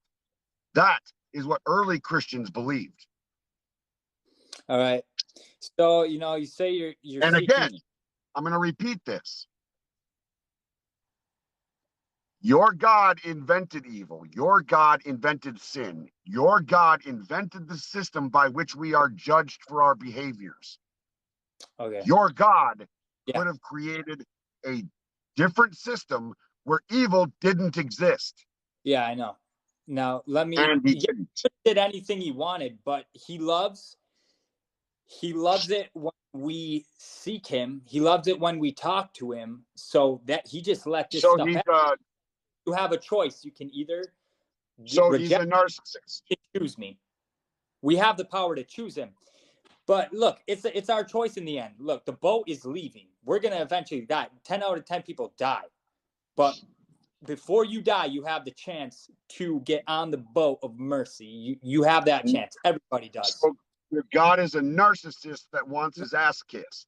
Let me say something. Now, you're going to go through your whole life, and then just possibly just reject the message. And let's say you're right, that God, I know you didn't say he's not real. You didn't say that God isn't real. You're saying if there is a God, well, yeah, let's say God is actually righteous and he makes all the perfect decisions and he is right for sending Jesus Christ and everything in the Bible, whatever. Let's say God is righteous and pure and love. Let's say he is that. And then you find out and you stand in front of him and you were wrong. Is that really worth it? No. So you're talking about Pascal's wager. I'm just talking about not accepting Jesus Christ as Lord and Savior and believing in God, the God who sent Jesus, who is actually a righteous, pure, loving God. But he's not. He invented evil. He invented sin. Is it worth it, though, standing before God and saying those things? I mean, I know you won't. I have a moral compass I get to dictate for myself subjectively what I think is right and what I think is wrong. And I am not convinced of a God due to insufficient evidence. Now, if I die tomorrow and I find myself standing before your specific version of Sky Daddy and he tries to pass judgment on me, I will tell him to go fuck himself because Okay. he didn't provide me with the evidence. He was immoral and invented sin and evil and cast it upon the world. He is responsible for this system. And if he would judge me harshly because I don't have evidence enough to believe in him, then he is at fault, not me. Well, If your God is all knowing, then your God would know what it would take to convince me that he's real. He hasn't done it. Well, it says in the word that when you put your faith in Jesus, his Holy Spirit comes to dwell within you, and our Faith body is not a pathway. Faith is not a pathway to the truth. Yeah, I have death resurrection power living on the inside of my body right now, so God can hear you. Actually, like if you could talk to me and just tell me, all right, God, prove your existence. Prove it.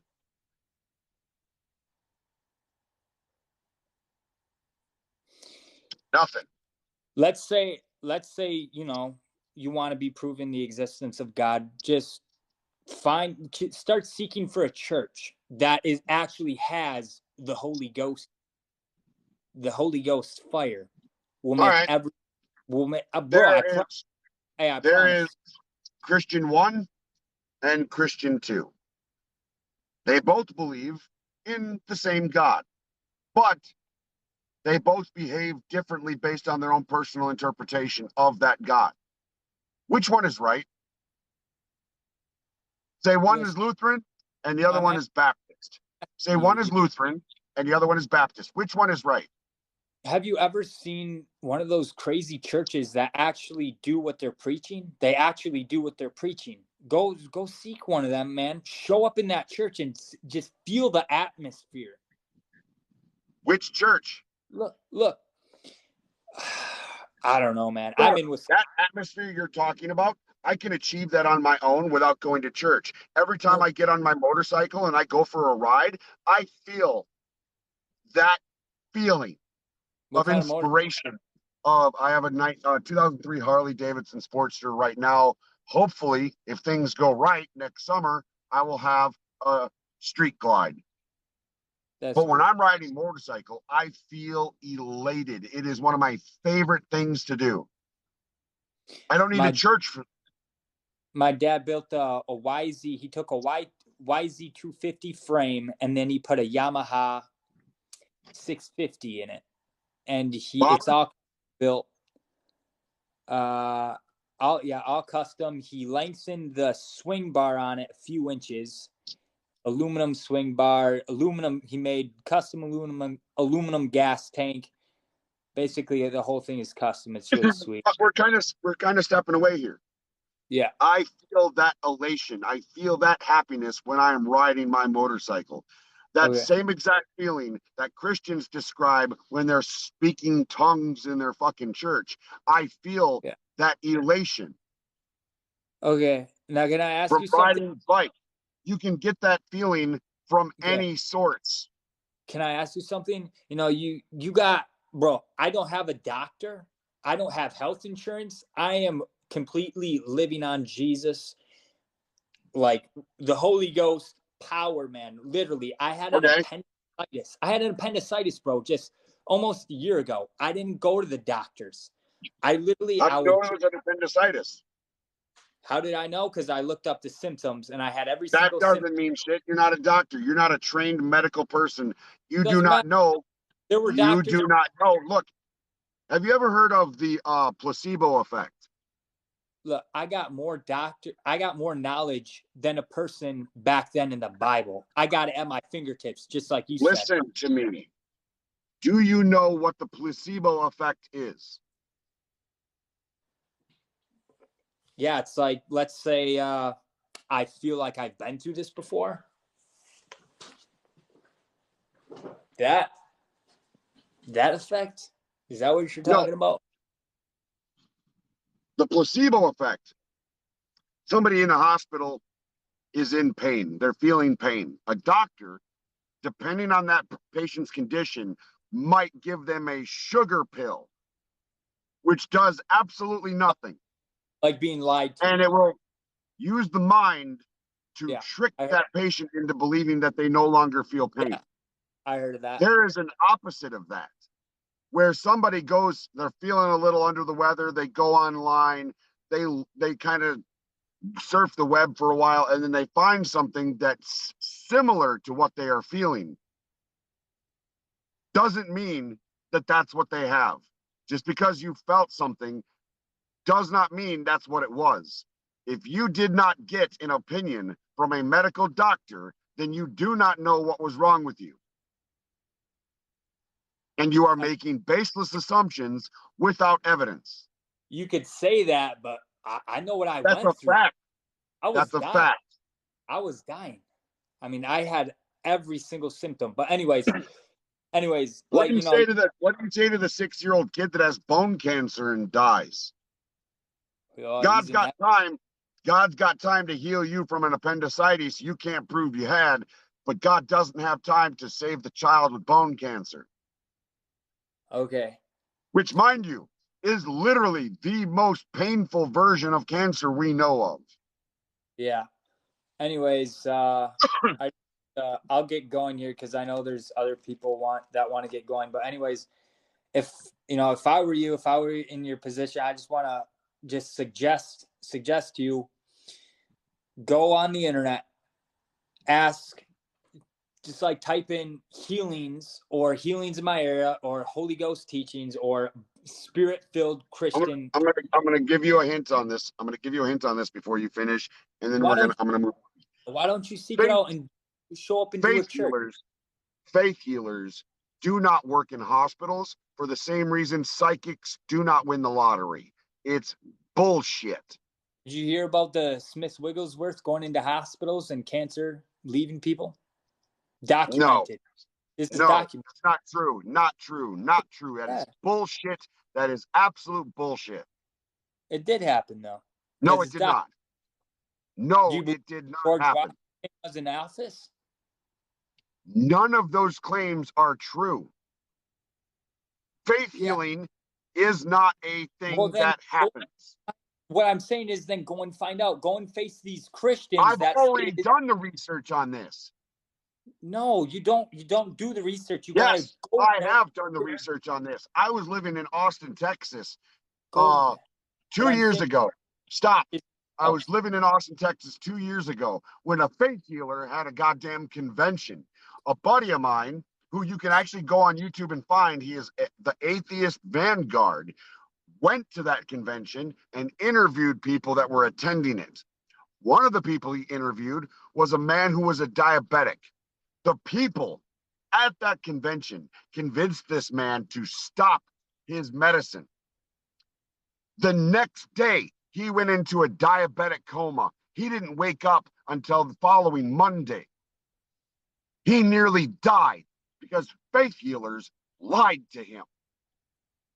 Faith healing is absolute 100% grade A bullshit. And it gets people killed. I read a story, I think back in 2016. It was a news article out of Georgia. It was a family of 7, 5 kids and a mom and a dad. The mom and the dad were evangelical Christians who believed in faith healing. 3 of their children died from things like pneumonia and bronchitis because they refused to take their children to the doctor. The state of Georgia didn't step in and take the other 2 children away until the 3rd child died from medical neglect. Faith healing is bullshit. 100% down the board. There are no miracles in this world that happen like that. Okay, I have a miracle situations that did happen with me, but I can't show you because you're not here. But I will tell you that my brother, younger brother, he fell from a tree. And when he fell, this this big bone, the main big bone right in his arm, completely bent. You could see his arm. It was bent. Like, because when kids are younger, their bones, like, I guess they bend instead of snap. So he goes to the doctor. He gets a cast on his arm to help it realign. Literally a week later, I just said, Ben, do you believe in healing? Do you believe that Jesus can heal you? And I just put my hand on his cast and I laughed. I laughed in faith, knowing that Jesus has already paid for it on the cross. That's how I laughed, in faith that he's already healed. He goes back to the doctor. They take x-rays for his next appointment, and the doctor was shocked. Okay, he said his arm is fine, blah, blah, blah. He's good. And it was supposed to take weeks for his bones. Now, that's just one little thing. I could talk to you. That's not a miracle. I could talk to you for hours. I saw God grow 3 inches of bone out of a person's leg. His leg was literally that big, and his leg grew this much and lined up with the. It didn't, because I've seen those videos online, and it's bullshit. You can readjust. Can I say something? You can readjust your hips to shorten or lengthen.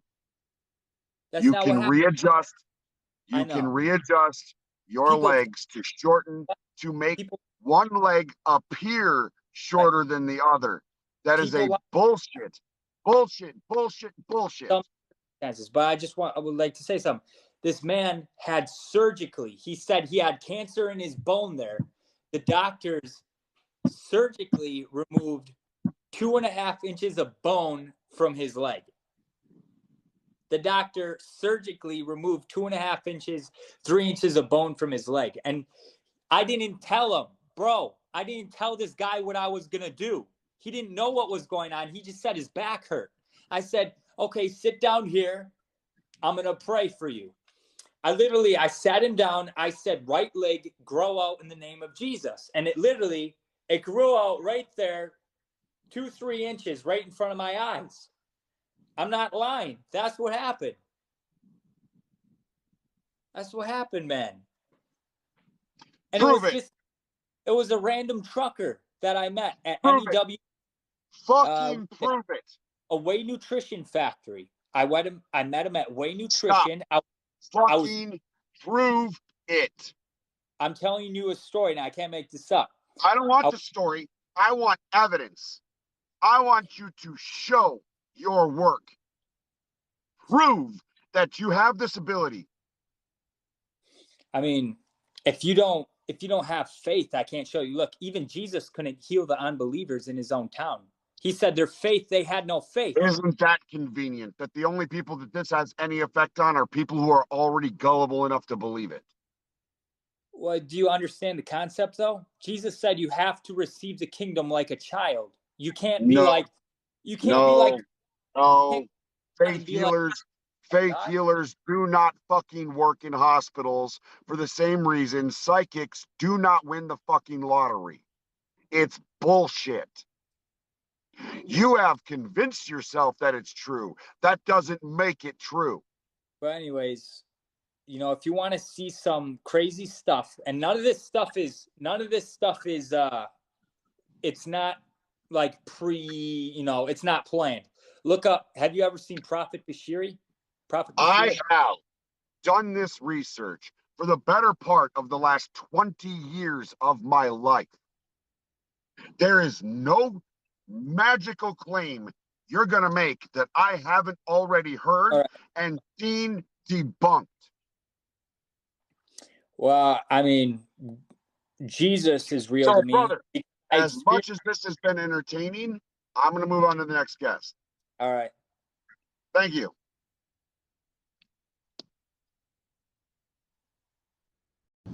Anyway, let's go to...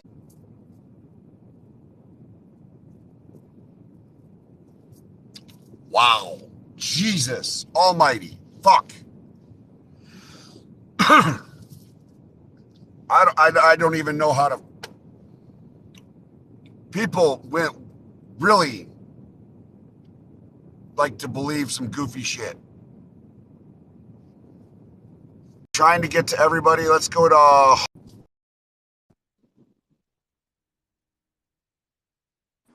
Hello. Hey, how's it going? Going good. Yeah, that was an interesting last conversation. Yeah, I've ran into that a few times in my life, and every single time I just want to beat my head against a wall. Yeah, it sounded very painful, like nails on a chalkboard. Something um, like that. I just find also I just want to say I love this live. I love all of your opinions, and like also kudos to you for not just listening to every little conjecture that these people are throwing your way, because a lot of it is literally just conjecture, and you're right, like they don't have any proof. So it's just frustrating because it's like they'll just go off on this stuff that it's just like, okay, either you're like using a straw man argument or you don't have proof to back it up, or it's just like ideas that you think are true that you're just using conversationally. Anyway, good on you for like fighting this whole ignorance. I guess what I was I find the conversation to be fascinating. And I'm good at it. I mean, there's not too many things in my life that I'm good at. This happens to be one of those things that I seem to have a knack for, and I do like doing it. So, as frustrating as it can be, it's still relatively enjoyable. Yeah, I definitely noticed that like you have a really good, easy, I don't know, it seems like you have an easy time kind of. I think there were aha moments in the last couple of like conversations that I noticed where people like kind of went silent because I didn't know what to say, because you brought up some really good points. Like the Yeah. slavery, when it was brought up with like anybody, they always got silent because like, what do you say to that? Oh, wait, slavery is okay? Like, no.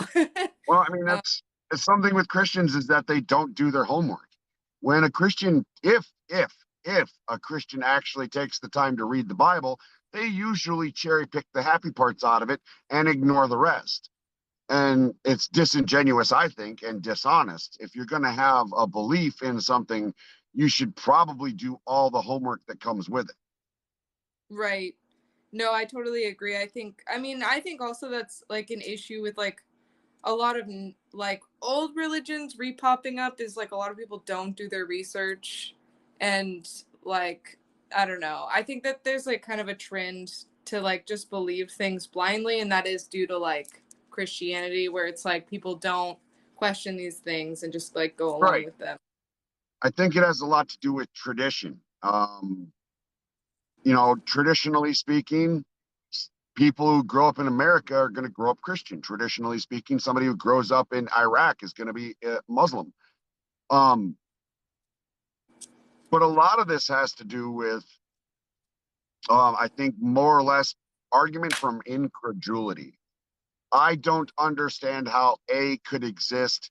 Therefore, God, the starting part of that is I don't understand how this works.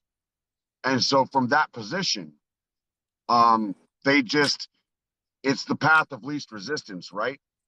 To just assume that a God did it is easier than admitting we don't know or actually doing the research to find out. Right. Yeah. I mean, also it's like it's a lot easier to like not research things like, the virus, and research things like vaccines. It's a lot easier to do that because then you don't have to go out and get the vaccine. Yeah. Like, Well, I like the think, young lady I had on earlier, who won't get the vaccine because she's worried that it will interrupt her ability to have a pregnancy. which is And so, it literally took me 30 seconds to find an article that refutes that position. yeah, it's honestly really sad. I have a cousin who almost died of COVID because they believed in the same exact thing. And it's because of a Facebook post that was traveling around. And it's like, dude, like, okay, you know, even if there were complications, which there aren't, like, at all, there are no statistically, like, no complications with pregnancies because of the vaccine. But even if, like, that was the case, okay, well, do you want to die from COVID and then just not be able to have kids, period? Like, what is the point of that? Like, I don't know. I just think a lot of this stuff gets spread on Facebook and then people just don't look it up, or it even gets spread on TikTok. People just need to do their research more Well, than they and have. I think a huge problem that we face is that we have built a society that stands on the concept of permanence. We build our Oh, buildings that way. We build our infrastructure that way. It's built on this concept of permanence. The problem right. with that is technology evolves. We are slowly evolving. Society slowly evolves. And when you don't account for those potential consequences, then you're setting yourself up for failure. And that's what we did with the internet. We didn't account for the consequence of misinformation being spread at the rate that information is spread today. And you have an entire generation of boomers who don't understand how to operate the internet, who were not trained to use critical thinking skills. So when they're on their social media platform trying to connect to the, grandchild, they come across a fucking article and they only read the fucking title of the article. They don't actually go through, do the critical thinking, and then do the subsequent fact checking research. They don't know how. Right. Well, I mean, to add to that, like also you're right. Like the internet, first of all, it kind of goes unchecked, but also secondly, you could have people who are malicious, like browser owners, like Mark Zuckerberg, who doesn't really give a shit, what is not being spread online. Like as long as Well, somebody he's lining his yeah, pockets, he's he'll be making he's making he's making a profit on advertisement revenue from clickbaits. Somebody, like, one of the big problems with humans is that we love drama. We yeah, love drama. And we love negative drama. So a negative post on social media is going to get more clicks than a positive one. yeah. That's true. It's really sad, honestly.